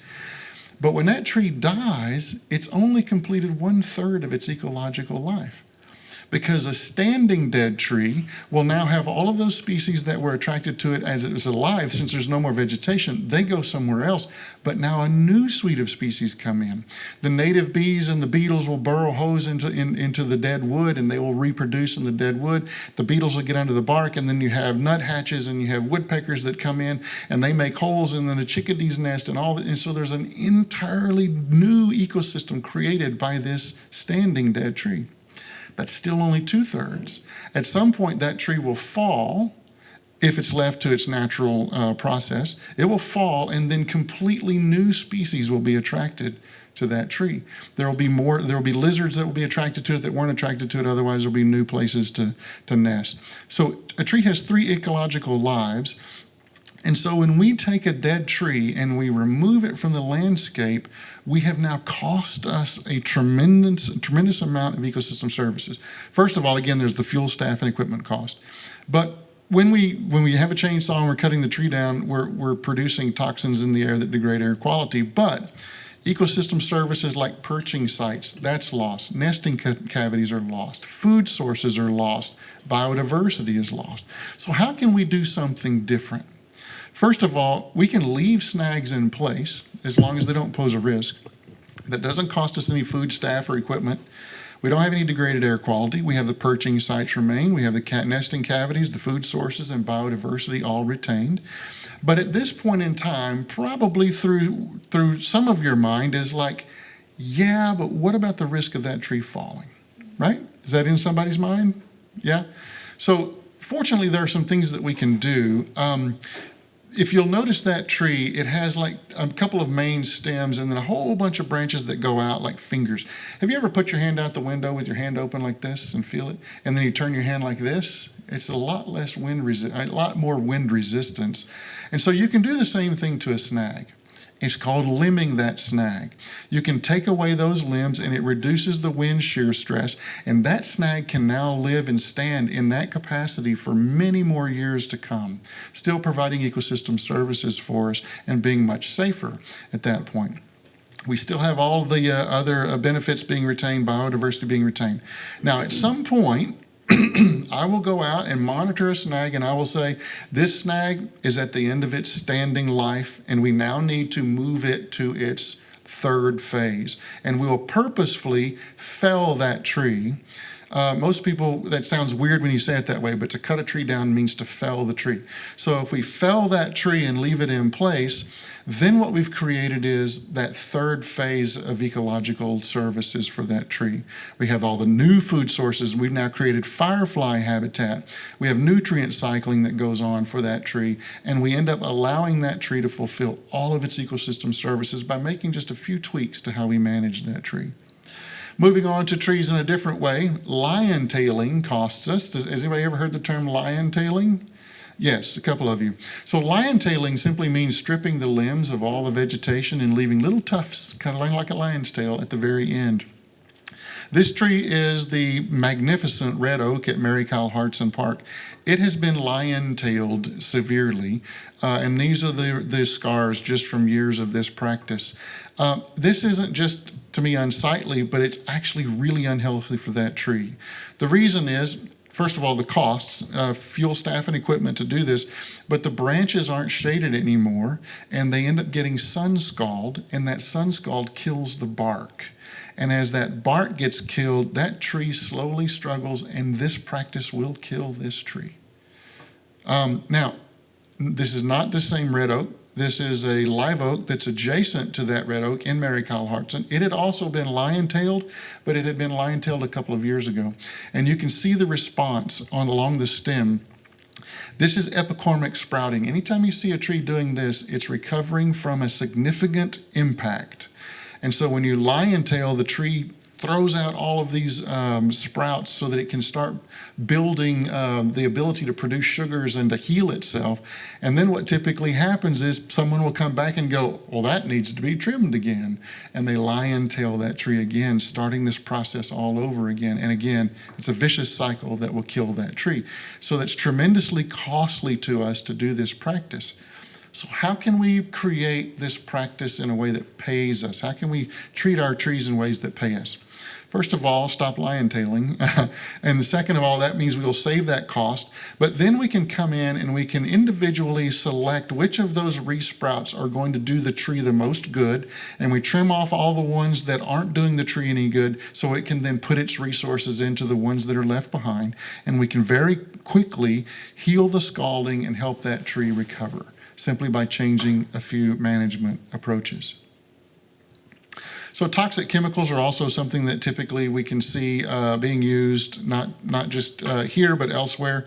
They do require fuel, staff, and equipment costs, but really the bigger costs are degraded water quality, beneficial insects being harmed, and secondary toxicity. Whenever birds eat insects that have been killed, then we see bird die-offs happen as well. So how can we create a landscape management strategy that pays us? We can use organic or low toxicity integrated pest management strategies. There is still fuel, staff, and equipment cost, but we see improved water quality, beneficial insects are protected, and secondary toxicity is removed or reduced greatly.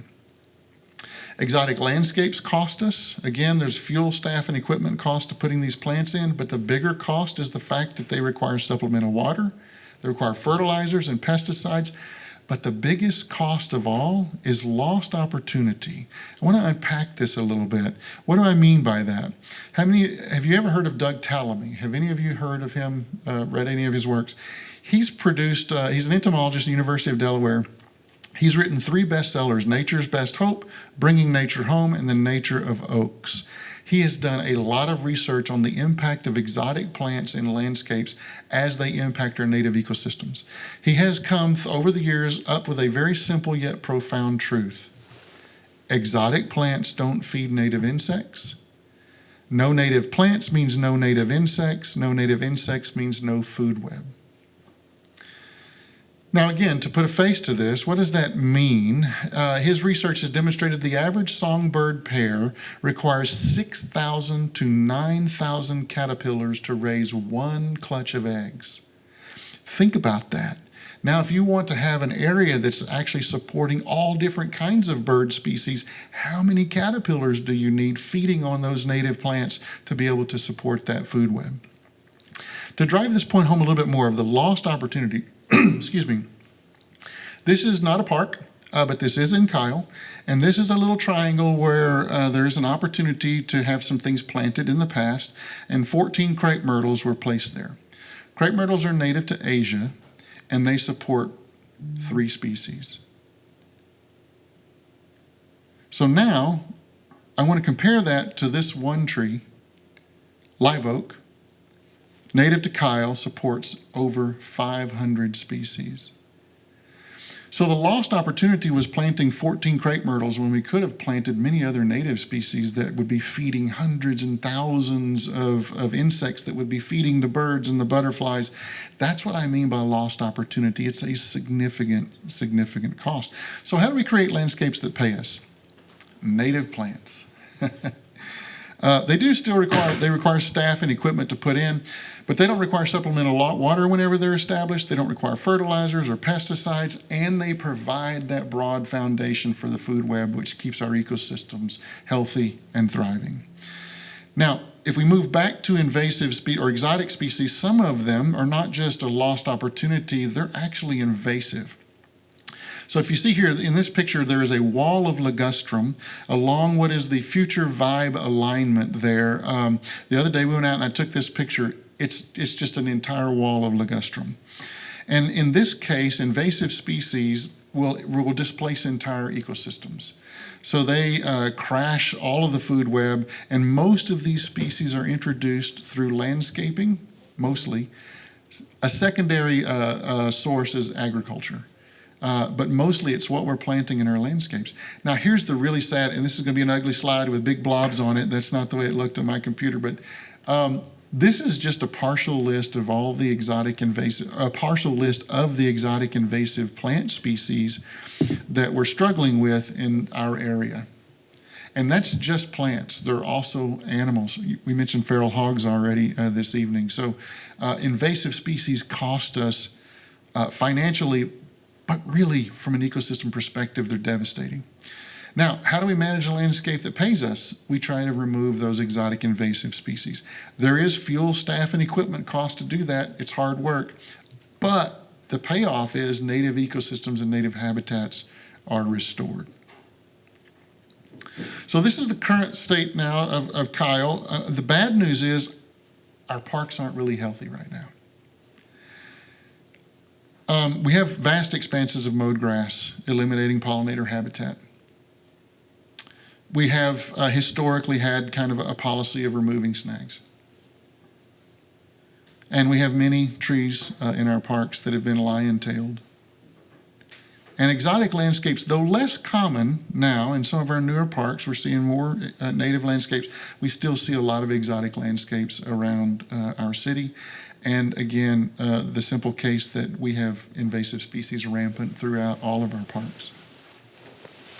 But the good news is problems we create, we can fix. So here's kind of just an example of how this could look at one particular park.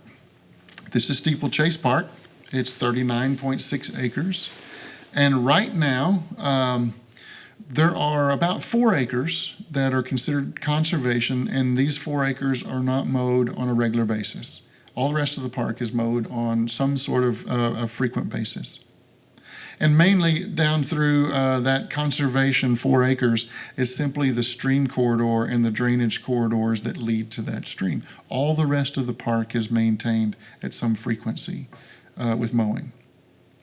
Now, what we could do is we could change these practices through all the things I've mentioned and apply those practices to these areas I've outlined in yellow, and we would be able to accomplish 23 acres of good habitat without sacrificing any of the passive uses that that park already has. Like the trail that goes through there, that's compatible with the conservation work. Even the disc golf course, that's compatible with conservation work. I've spoken to disc golfers every time out at Steeplechase, and I talk to them about this vision, and they're all on board, with the exception of one guy. He was not on board. He said, mow it all down. I was like, okay, well, he doesn't support this. But everybody else has said, we actually come here because we want to be around nature. And so that supports what I said earlier. So we would be able to take this park and change some small things about how we manage it and create 23 acres of riparian area, forested area, prairies, and really make that park much healthier. It is possible for us to move from this to this. But the question that has to be in your mind right now is, yeah, but what does that take, right? I've always said jokingly, I can solve any problem with time, money, and people. But I've rearranged that, people, money, and time, for this presentation, because I want to talk about kind of the resources that we have now and what kind of resources we might need in the future. I'm going to start with people. Right now we have 2 crews in the conservation team. There's a landscape restoration team that has 3 individuals that you see on the screen there, and then trails, as we've been talking about. Stacy behind me manages this team. She has three staff that are actively involved in trails maintenance. And right now, based upon the work we have, we're getting it done, but we're going to need more in the future as we get more parkland or as we move more into conservation work. We're going to need to have more staff, and we're going to need to have kind of more bodies on the ground. So right now, also, the current budget for the conservation program is about $117,000. That was cobbled together by, as Chris said, robbing Peter to pay Paul. And so we have other programs that have had to give up things that they plan to do this year to be able to stand this program up. And so we need to kind of put that money back in their budgets. And this program right now needs about $130,000 annually to do the kind of restoration that we need. We may need more as the system grows. But this money right now is for new equipment, because we're doing different things, plant materials, seed materials, etc. But a big cost is going to be training, because we're taking staff that have been used to doing one thing and we're teaching them how to do conservation work. And it's a different skill set. So there's going to be a lot of training that we're going to need to do. And then the final thing there of the 3 things that we can do, that we have to solve any problem is, people, money, and time. Success of conservation work is measured in years. If you're going to do a prairie seeding, it takes 4 years to determine if you're successful. The first year is planning. That's just to do all the prep work to kill out the invasives and stuff to get your seed bed ready. Then the second year, you're planting your seed and you're waiting. And the third year, there's an old adage with native plants. The first year they sleep, the second year they creep, the third year they leap. So after that third year after you have planted, then you can see if they don't leap and you really have good representation, then you're like, that didn't take. But I've often done projects like this. In the first year, you get one species that flowers and looks great, but it's like, but we don't have the native grasses that we planted. We don't have this. In the second year, you don't see them. And then the first year, on the third year, those first year flowers begin to kind of fade. And now you have all the other things that you planted in that seed mix show up. And then you know, okay, yeah, it was a great success. If you're doing forest restoration, that's decades. If you're doing wetland restoration, however, it's interesting because you can do a lot of wetland restoration in a year if you're using herbaceous materials and all you're doing is planting the wetland edge. If you're using woodies and you're planting trees, again, you go back to decades. So it can be variable. But the point is it requires patience to really do this kind of work. And as we embark upon this, we're going to be, of course, working to build sustainability advocates along the way. We're looking for partnerships, as we've mentioned. We're going to be doing outreach events. But we're also going to be applying for these recognition programs like Bee City, Bird City, Tree City USA, Monarch Pledge, all of those things, because we'll just be capitalizing then and getting recognized for the work that we're doing with the conservation efforts. But here comes the vision casting part. I want y'all to know that right now we have stood up a conservation program that is actively working to implement this vision to create landscapes that pay us rather than cost us. And I believe it's critical because I want to do everything I can to make the future of Kyle Parks better than the past. And with that, my name is John Davis. I'll entertain any questions that you might have. I have a question. Yes, When developers do the parkland dedication, are we able to dictate what type of plants they use? I'm going to defer that to my superiors to be able to answer that question. Yeah, so I could answer that question, and Will might be able to add some to that as well as far as what's already identified in the ordinances or even just codes. There is plant material that's already identified on what can be planted within this region. But not to mention, whenever we're working with these developers, we do want to make sure that we do have a say when it comes to not only just the plants, but playground equipment, make sure that's commercial equipment that's going to last, all those various components. So not exactly sure what's been conducted in the past, but moving forward, it will be something that we'll be incorporating within the agreements themselves that itemize and identify what are these efforts for us to make sure that we're holding the developer accountable to make sure that they're doing this and it's documented, but also making sure that it's known, hey, these are our standards. And I'll take it a step further. We're currently working with the planning department to solidify our standards and really our criteria when it comes to developing parks. So that's something that we're going to be working on and identifying with John, hey, these are the appropriate species that we want to make sure that we plant within our park spaces. So yes, it will be something we'll be doing. Great, thank you. I have one question, Yes. and pardon my ignorance. So based off how you said that longer the grass, the healthier the water, would that mean then that there's more hydration there? Like, what I'm getting at is with the fires in California, we're also on a drought. If we have more vegetation, like you've presented here, is it less at risk of having potential fires because there's more hydration in there versus just cutting it down like we're doing now? So there's a couple of different ways to go. First of all, you said pardon your ignorance, but you know the way you've described that is precisely. I have a good friend. I have a friend of mine. I used to be on the Nature Preserves wildfire team in Austin. And I met a guy that just came from California who worked on fire in California in Los Angeles. And so he and I have talked about this and the different models. And he said, this is him, he said, most people don't realize this. Most people think that, oh, to prevent wildfire, you need to mow everything down. And he said, actually, with like a wildflower meadow, it does retain more moisture. And so that's what you want is healthy systems there. Now, that being said, in August, there's not a lot of moisture anywhere. And so what we do from a management perspective is we always mow a fire break. Like, you know, if we're going to do a meadow and you have homes, you mow a fire break, right? And then the other thing to keep in mind, because people right now especially are like, we can't do anything like this because of fire hazard, but we don't have the same fire model. When you have a fire model here in Texas and you have a fire break, there's not enough, it's called the ember storm. We don't have the fuels that create the embers that lift and carry and then set something on fire away from the fire like California does. And so you have the fire break, which the fire, even if it does catch on fire, the fire will go, the fire break, there will be no fuel, boom, it goes out, everybody's fine. The other aspect of that is, if y'all remember in Bastrop, do y'all remember the Bastrop? Okay, yeah. I mean, I didn't, maybe I didn't live here, but so if you look at the areas that where the fire was the least intense, it's where they had been doing prescribed fires. And so really down the line, prescribed fires to manage habitat is something that would be great. We're not ready for that right now, but that's a great question, and you're exactly right. Healthy habitat keeps more moisture on the ground. When I've been on fires in Austin, our goal is to prescribe burn some habitat, and I've been more amazed at what doesn't burn than what does.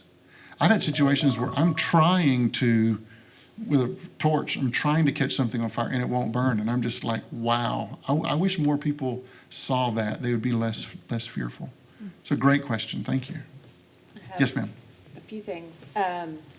Kind of similar to the developers, do we have any recourse to like tell Lowe's and Home Depot to stop selling invasive plants? Is there any sort of like city code that can be passed to make them stop?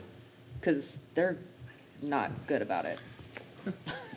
They sell all kinds of invasive plants. Will Atkinson for the record. That is a state level Got it. kind of situation So no. where we can't, it's not illegal to sell them. However, as part of our landscape requirements, whether you're planting a tree in your front yard, or you're a commercial developer, or you're a subdivision being built and you're doing your HOA park, we can say, and we do say, and we've gotten more robust with every revision to our landscape code, you have to plant native Central Texas species. Okay. Where we are right now is the most robust it's ever been. It's still not quite where we want it to be, which we didn't know as planners. We had some idea, but then we got John on staff, and so we're gonna make some more I revisions. kind of figured that was the answer. And then the other, I have two other things, sorry, and they're not questions, just, I would love a homeowners program where people can figure out, like you can hold workshops or something where people can figure out how to do this to their yards, because I would be more than happy to have a clover yard. But I don't exactly know how to get that started. And then whenever we have to clear out all the vegetation, like the invasive stuff that we had, like that wall of whatever, Ligustrum. let's hire goats. That's it, sorry. I would love to dig in on the goats because I have an opinion there, but I am totally on board with the educational effort to get people to plant natives in their yard. I mean, you're singing my song there. So I'm open. I'm available. If y'all are like, I want to set this up. Let's do something. Let's do it at the library or whatever. I'm available for that and would love to do that. I know Yes, sir. that- I'm oh, sorry. I know that years ago, I visited Gregg-Clarke Park, and they had a whole booklet that showed all of the indigenous plants to the area. Do you think that we'll ever get to maybe even just a page on our website? Yes, we will. Okay, okay. That's part of my master plan. No, yes, we definitely want to do that.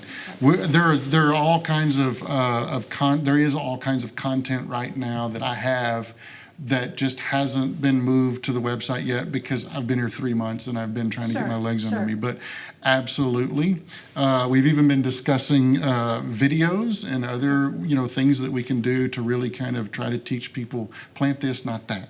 It's big.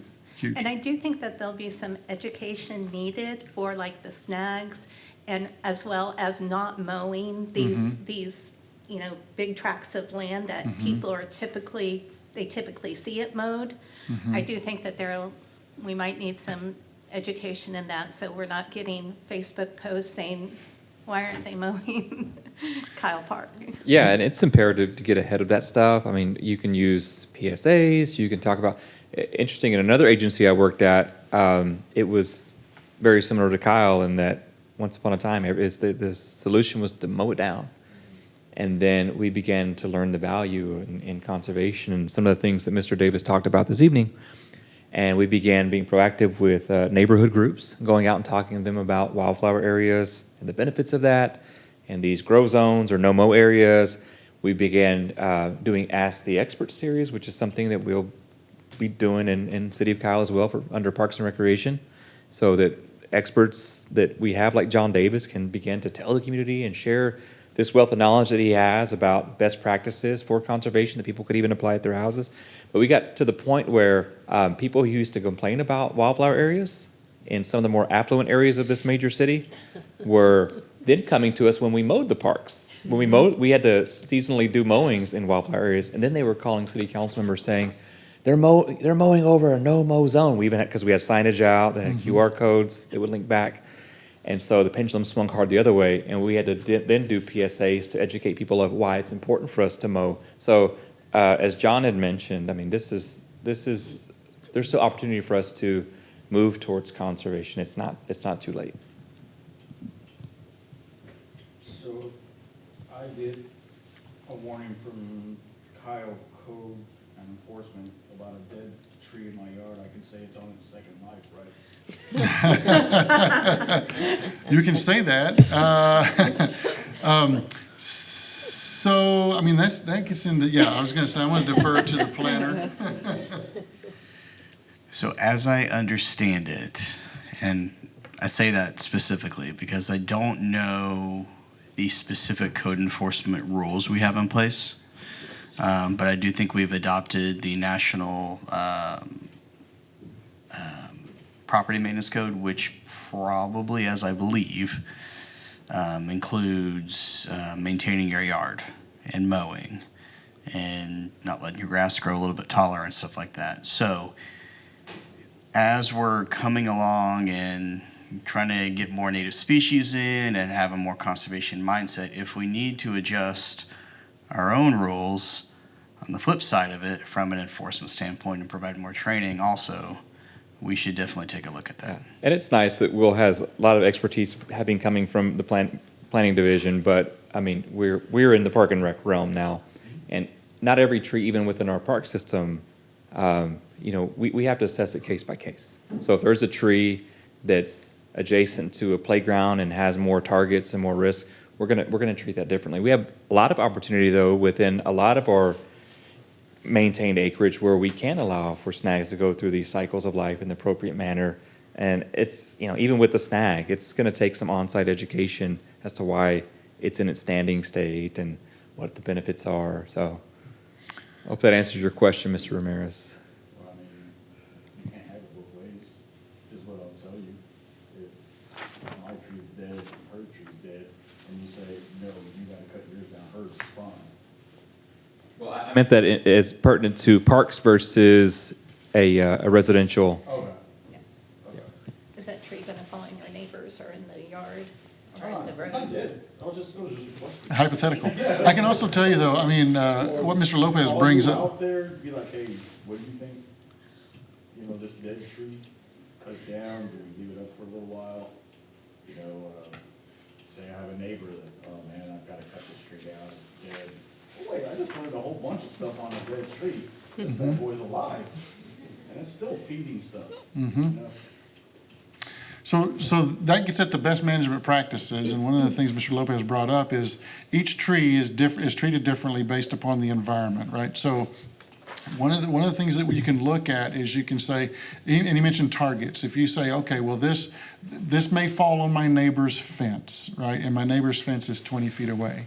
So what you can do is you can cut that tree at 20 feet. So when it falls, it's still not going to hit the fence. There are ways that you can manage things. But as Mr. Atkinson was saying, is we're looking at codes, and if there is something we need to look at, then we're having those conversations. Can I put a selfish plug in? So I live in the Button Creek neighborhood, and they have the gas pipeline that goes through the neighborhood, so it's all mowed grass because they can't build anything on it. And I think we met with you maybe a year and a half ago, talking about could we get something like this planted on top of because it's just a barren field, right? And it's kind of an eyesore because it's awkwardly like in the middle of the neighborhood. So there's an opportunity there to potentially put some wildflowers there, make it more, and particularly that neighborhood, from my understanding, it was the last degree development. We don't have as many amenities as other neighborhoods, so it could be a good investment too of beautification in that area. So just want to throw that out there. I can send you an email too if you do. To respond to that as well, the only one thing I would say is I don't pretend to know what maintenance requirements the state has for gas and oil pipelines. However, offhand, it does seem reasonable that one could spread wildflower seeds on top of it. It's a long linear, no development zone. So Right. Yeah. Cool. I mean, and it'll go into, I'm assuming, the new development behind there, so it could even like turn into like a thing. you know, like with the Reg Star development. I'm Oh, assuming they'll- Rastigar? Yeah, 700 Button Lane. yeah. Yeah, could be, yeah. And I would say, my email is j.davis, not J Davis like everyone else's mine's j.davis@cityofkyle.com. If you'd like to email me and just ask more questions like that, I'd be happy to entertain them. One last thought, big shout out to you for your response in the gentleman in the neighborhood who got bit by his son got bit by the rattlesnake.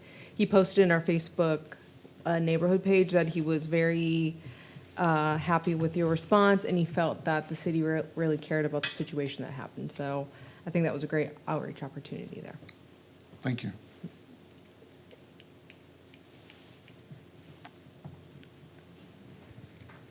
Next item. Item 6, receive a report, hold a discussion, and provide staff direction regarding the existing playground at Steeplechase Park.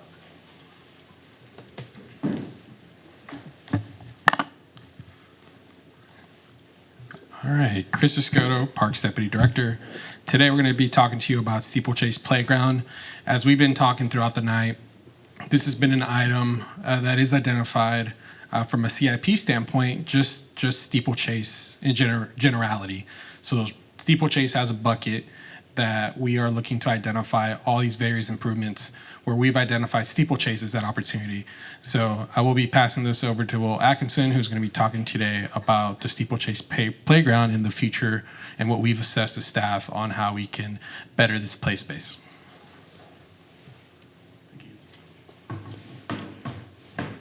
Will Atkinson for the record. All right, so we're going to be discussing the playground information and compliance, current conditions, proposed options, strategy and engagement, and recommendations for tonight. So playgrounds, maybe if you don't think about it necessarily specifically, but everybody pretty much understands that where a playground is, if it's designed appropriately, it's a lot of fun. It gets children interacting with their environment. They get to, they improve their physical stamina, their social skills, cognitive skills in a safe environment and what have you, right? Anytime we go to a park, my kids are like, where's the playground? Because that's the thing, that's the coolest thing there to go do and play on, right? In modern days now, playgrounds are actually intentionally designed to manage safe risk, but not risk elimination. So there is a little bit of risk, but it's safely managed because you want to have fun, you want to have that adventure and what have you. They're designed for physical skills, for climbing structures, balance beams, etc. They do incorporate height limitations, guardrails, and impact absorbing surfacing to reduce injuries. And they also have a typical life cycle of 10 to 15 years, but it depends on the manufacturer, placement, maintenance, etc. They do have to follow guidelines, the manufacturers that are established by the following organizations: ASTM, the Consumer Product Safety Commission, IPEMA, and they also have to we have to ensure that the risk is age appropriate and manageable, which includes ADA guidelines, surfacing requirements to minimize fall impact, and signage for intended age groups and use as well. So here's Steeplechase Park. Most of y'all have probably been there before. I've been there several times with my family and what have you. There are 3 different play structures there. There's a 2 to 5, there are 2 different play structures. There's a 2 to 5 and then a 5 to 12 play area from years of age of kids. The existing playground structure is 20 plus years old. We were not actually able to find permits or anything. This is based off of Google Earth. That's how old this structure is, right? It has very poor playground aesthetics. It's very faded. It's starting to fall apart. There's cracks in it. There's dents in the facility and everything like that. There's not enough play value to it. It's rather boring looking.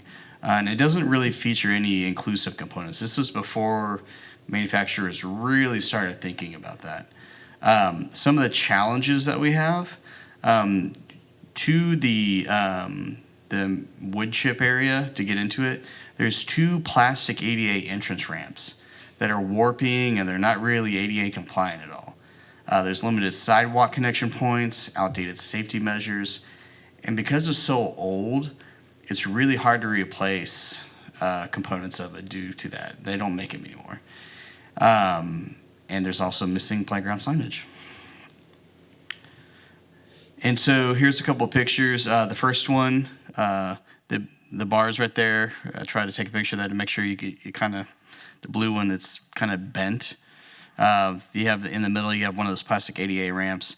And then you have a lot of rust and a lack of paint, just from, that's where kids wear or use it a lot. That's a good sign, but it's getting old and it's starting to fall apart. Whenever we are looking at proposed playground improvements, we're looking for inclusion, which is that first dot right there. We're trying to bring all design components into it. We don't want to segregate anything. We don't want to exclude anybody. We want it interspersed appropriately throughout the project, so where a kid in a wheelchair or someone who has a hard time walking can also play and close to the same levels as a kid who has full ability, right? We want them to be able to interact on a regular basis with each other. So that includes sensory stimulation, for cognitive, physical components, either turf surfacing or pour in place. Pour in place, there's at the La Verde Park right by the Bobcat. That's a pour in place area. Everybody also knows what turf is, I presume, from like AstroTurf type similar flooring. We also want to enhance the sidewalks for mobility, expand the playground area and incorporate new shade. We're going to have a parking lot improvements like we talked about earlier. Well, it's a different contract. But we want to make sure that we can improve this playground and make sure it's fully shaded as much as possible. The last thing we want to do is to have a brand new playground with no shade in Texas. It's pretty much a requirement, even if it's not a requirement. So here's the pour in place and the turf aspects of it. Pour in place, it's really nice. It's really rubbery. It's harder to maintain. It has a shorter lifespan, but it's super nice though at the same time. And you can do all sorts of fun designs with it. Super safe. Turf, on the other hand, it can be more absorbent. It has a more, they tend to have more context in terms of sensory and what have you. They don't produce a lot of electrostatic shock and what have you, so they're really good and very soft also. So our options. Option 1 is approximately with synthetic turf, $419,000 with pour in place. You're looking at almost $437,000. You're looking at ADA compliant, inclusive play. You have several swings on there. You got some climbing aspects to it. You have a few slides and what have you. You even have an area where you can just run up to it and hit the panels and what have you. And it's a lot of fun. And this one has more of a like a kind of leaf and woody kind of look to it, even though it's made out of metal and plastic. Hey, well, one thing that I want to mention is that even though the render does not show shade, imagine that we're going to keep the shade that it currently exists. So this is just the play features. It will incorporate shade, even though the photo does not show that. So just want to clarify that. The shade structure is actually in pretty decent shape. So this is called the Volo. This is the main play structure on it. But they have different sensory systems for motor skills, cognitive skills, social skills. The company that we're coordinating with, Whirlix, they are top tier playground manufacturers, and they have high quality finishes, and their products last a long time, especially on top of being properly maintained. They just last a long time. Concept number 2. With synthetic turf, we're looking at $399,000, almost $400,000. With pour in place, we're looking at $417,000. And this one has a little bit different design to it. It also has, I can't remember what it's called, but I'm going to call it, for lack of a better term, a covered merry-go-round on it. Some more swings on it and what have you. And there's even a little dome in it right next to the little bridge structure that actually, it didn't render, but it has a tunnel that you can crawl through as well. And then there's a close-up picture of the big play structure. So again, they go over all the different ways that this enhances kids' skill sets between sensory systems, motor skills, cognitive skills, and social skills. Option number 3, this is a staff favorite, but we're gonna let you all decide which one y'all like the best. Cost with synthetic turf is $465. Cost with pour in place is $476. This one's called the Hydra. It has hexagonal panels on it. It's very space age-y kind of deal. It looks really cool. But it also has a shared teeter-totter right there in the foreground, and it also has one of the domes that you can crawl through in the middle of there. And once again, here's another different colorized version of the Hydra. And I'm glad we have this in here because that's the Wee-Saw. That's the one I was trying to figure out what it was called. If you want to see a Wee-Saw like actually being used, there's actually one down in San Marcos at the kids' playground. And I've gotten on that with my kids. An adult can get on it. They're really fun. Yeah. So, regardless of the option that y'all recommend, we're here with y'all tonight on January 13th. We're going to take this to City Council on February 4th. And then we're going to have a public engagement stage where we're going to have a series of surveys, a couple public meetings from various locations. We want to make sure that the people utilizing that park and the general citizenry get to choose which playground they like the best. We want their input. So just for clarity, these 3 options, you see the components and some of the inclusive features, the surfacing. We're really these are early concepts in draft, and the designer and the playground manufacturer, they're open to the input that you all will provide, because we want to put 3 concepts out to the public. So if you see each of these, you're like, you know what, I like each of these. Maybe this one could use this, maybe this one can use that, but we're good with the concepts overall to be put out so that the public could potentially vote on these to say which one they like the best. And same with council. We would take your recommendations to council, but the objective is to take about 3 playground concepts out and put them on survey on social media. Yeah, so, and to add a little bit more to that, so within that April stage, or really the public engagement stage, February to March, we are looking to conduct and go out to the community. So it's not just going to be a online survey. We're going to be actively going out to the community and sticker boards and all these various concepts as far as what is it that the community favors based on these 3 renders that you see here.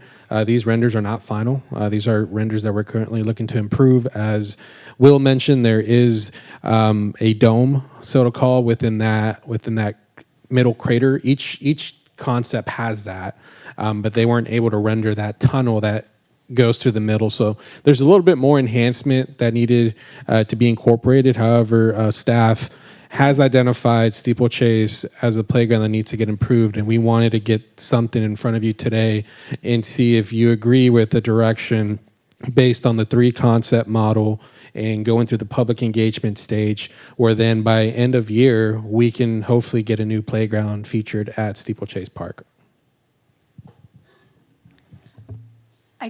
I have a couple of questions.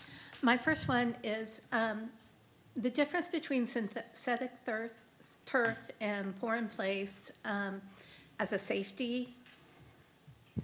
What is turf better than pour in place, or is pour in place, is it softer? Will it prevent injuries? They're both very good products from a safety perspective. Pour in place has a more rubbery finish to it.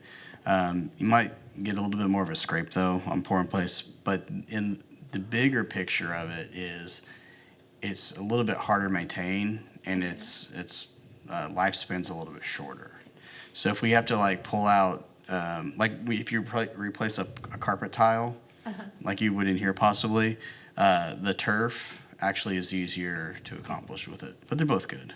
Yeah, one thing to add too, so they're similar. So they have to have minimum requirements when it comes to the play surfacing. Now, as far as how cushiony, I'm not sure if you guys have ever gone to one of these playgrounds, and if you start bouncing on it, you're like, man, this is super squishy. Well, depending how thick you go, the more squishier it gets. So depending between the PIP, the pour in place, or the synthetic turf, there are various pros and cons, as Will's mentioning. The synthetic turf is an antimicrobial, anti-static. So when you're talking about inclusivity, it's one of those that for individuals that have hearing devices, then it's not going to shock them. So that's one of those pros, as well as typically you have more of a longer warranty period. So it could be somewhere between 10 to 15 years on a warranty period for that specific product. When the pour in place, you're going to have to be touching every 5 to 7 years, especially if there's no shade there. And that's where you start getting all this random patchwork that Will's talking about, that we're going to have to go back and cut out pieces and reinstall them. When I talked about earlier within the monthly report, the wear zones underneath the playground swings, that's why you strategically place all these wear zones where maybe you have a different color that you won't notice the difference if you were to have like a main surface blue, but the wear zones are red, then you just cut that section out. So there's parameters from a longevity, from a maintenance standpoint that we're able to identify just in the design. But regardless of the product that you pick, it's the same. It's almost more of an aesthetic. There are, as you see on the screen, there's an option to blend those. So you can incorporate both, where you have the mound being synthetic, or you have the pour in place being the main surfacing throughout the playground. The one thing that we would not recommend, Will mentioned the wood chips. The proper name for those is the engineered wood fiber. So the EWF, whenever you start blending those, it becomes a maintenance nightmare, similar to what La Verde has that. It's a very good example. We have pour in place and wood chips. From an inclusivity standpoint, technically it's ADA accessible, but when you talk about the reality of getting someone within a wheelchair there, it's a little bit more difficult. So that's not something that we're looking to recommend. We are looking to go with more of that inclusive approach from a pour in place or a synthetic turf route. Wood chips get in kids' socks and make them cry too. And that, Yes. yeah, that too. And are there different costs to maintain the equipment itself based on the company that's providing them? The answer is yes, but I do not have Yeah, the and answer. I would say they're comparable. It's about the moving parts we look at. So, I mean, the more moving parts you have, the more likelihood you could have a failure. It's also important for us to think about lead times when it comes to replacing playground parts. And I believe they're an American manufactured product with Landscape Structures, Inc. And so those lead times are shorter than some of the other companies. And also they've got a really good sales team that's responsive to our needs. I was just hoping that there's a place for the adults to kind of hang out, maybe even exercise while their kids are out on the playground. At least some benches, and maybe I see one bench. Yeah, so Also, I always thought swings were one of the most dangerous playground equipment because kids jump out of them and then they break an arm or a leg. But maybe Swings with are all that soft so popular, landing, though. that Kids mitigates the love swings. safety.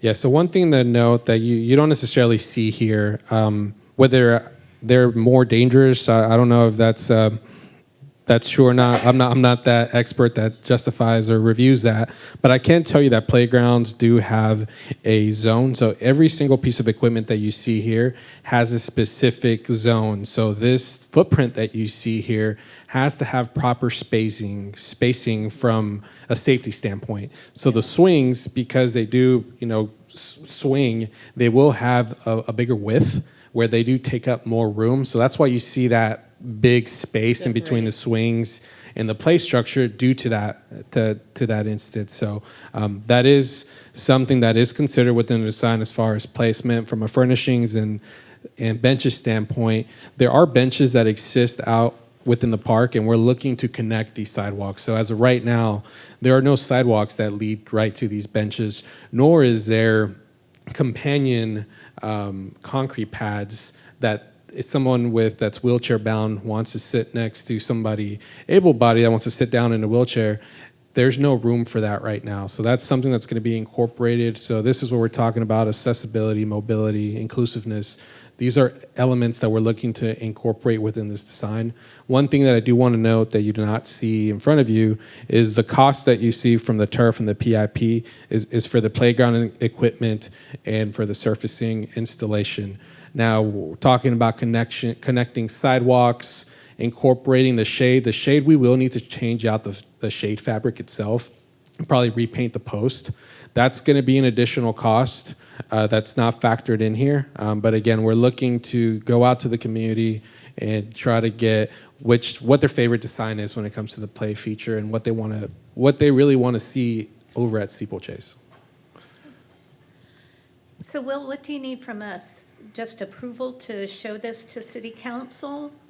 Not so much approval. It's more of a, if you have any feedback or if you want to, you like this component of this playground, but you don't like this other one, can we mix and match? And if you want to, if that's something you all even want to provide. I like option 3 because it's different than other parks we have, right, in like the Kyle area. I like the idea of mixing both of the surfaces because the pour in place is fun to kind of jump on and squish, but over at Lake Kyle, we've got the turf and it's just kind of nice to run around on. So I like the idea of having both. I think we have to have swings because every time my kids go to a park and there's no swings, they say, oh, this park is terrible, there's no swings. So I think we have to have swings. And I will say the zip line at Gregg-Clarke is constantly busy and has a line every time I go. Kids love that stinking zip line. Big kids, little kids, all the kids, my husband, all the kids, okay? So zip line, just if zip lines are good stuff. I agree to everything she just said, plus the spinny get dizzy thing. Oh, Like the one at Lake Kyle, right? Yes. Like the tall one, but not like the merry-go-round kind. Well, this one at the park that we're at right now, you sit in it, 2 people in it. Somebody runs outside and spins them. Okay. And you get out super dizzy, like you're on a roller coaster, and it's the best feeling if you just want to be a kid again. So, as a mom, I get in it and have my kids spin me around until I call time, and then I'm like, taking a minute. But it's great. Love Yeah. that thing. That's They would what be my sad. kids always go for. Swings, things that spin. Yeah. So does Zip lines. option 2 will have the merry-go-round? It does. It's in the background there. So, I mean, how do you all feel about the teeter-totter? Do you think each of these should have a merry-go-round? If you could have one or the other? This one has both, but everything affects fall zones and we're... I like the teeter-totter, or the wee-saw. I Yeah. like The the wee-saw, the yeah. quad one is fun. I've been in one of those before too. And, yeah, things that spin are always good. As moms or parents, it's just easy when there's like 4 and you have, your kids and then you. It's just fun. I love the we-saw thing and the spinning thing. I like going to the park still. Yeah. It's fun for me. My only thought on 3 is it's a bit trendy, so that could age out quickly, right? Like it's very now, but in 10 years it's gonna look super old because it's vibrant and whatever our trend is today. I think number 2 would probably age longer, like it would have longevity in terms of not looking old in 15 years. But that's my only thought there. If we're gonna do 3, be mindful of, yeah, it's still gonna be cool in 15 years, but it's gonna look like it was made in 1980 or something, right? Like just, we don't Like a wanna update spaceship. it. Yeah, yeah. Also, I'm a little sad for kids that they don't get those old school merry-go-rounds. Like that built character getting knocked out of one of those going 30 miles an Yeah, hour. because the one at Lake Kyle Park slows down real fast. Like as soon as you stop running, it's like, The old 1960s merry-go-round at my dad's The one that elementary flings you school across with the the park. concrete around it Oh, was the yeah. best, right? And it was hot, so it would burn you, and you would just get zipped Run out and of there. jump and just hold on for dear life. So go with metal slides, spinners. Okay. as many things to scorch children as possible. Okay. So are you all comfortable with all 3 options as they are now? Okay. I am. Are we ready to call for an adjournment? Anybody want to move to adjourn? I'll move to adjourn. Second and third and fourth. We covered a lot. I would just like to say, it's so exciting to see all the things that are happening, to see all the new hires. For a long time, the city was poor and Parks and Rec suffered. Now Communications is gonna share space with y'all. Maybe they'll actually put Parks and Rec at the forefront Yes. instead of sending out a mass email, a mass fine printed thing with all the events that had already passed. Yeah, be nice to Rachel. Y'all did a great job. Thank you. Thank y'all. Appreciate it. Thank you. Okay. We have to set next meeting. Oh, let's see, the time is 8:44? I think we need a vote to adjourn. I think we got Oh, all in favor to adjourn? Aye. Aye. Do we need to set Meeting. our next meeting? We'll send out an email. Okay. Okay. Yeah, we'll throw out a few dates. Sounds right.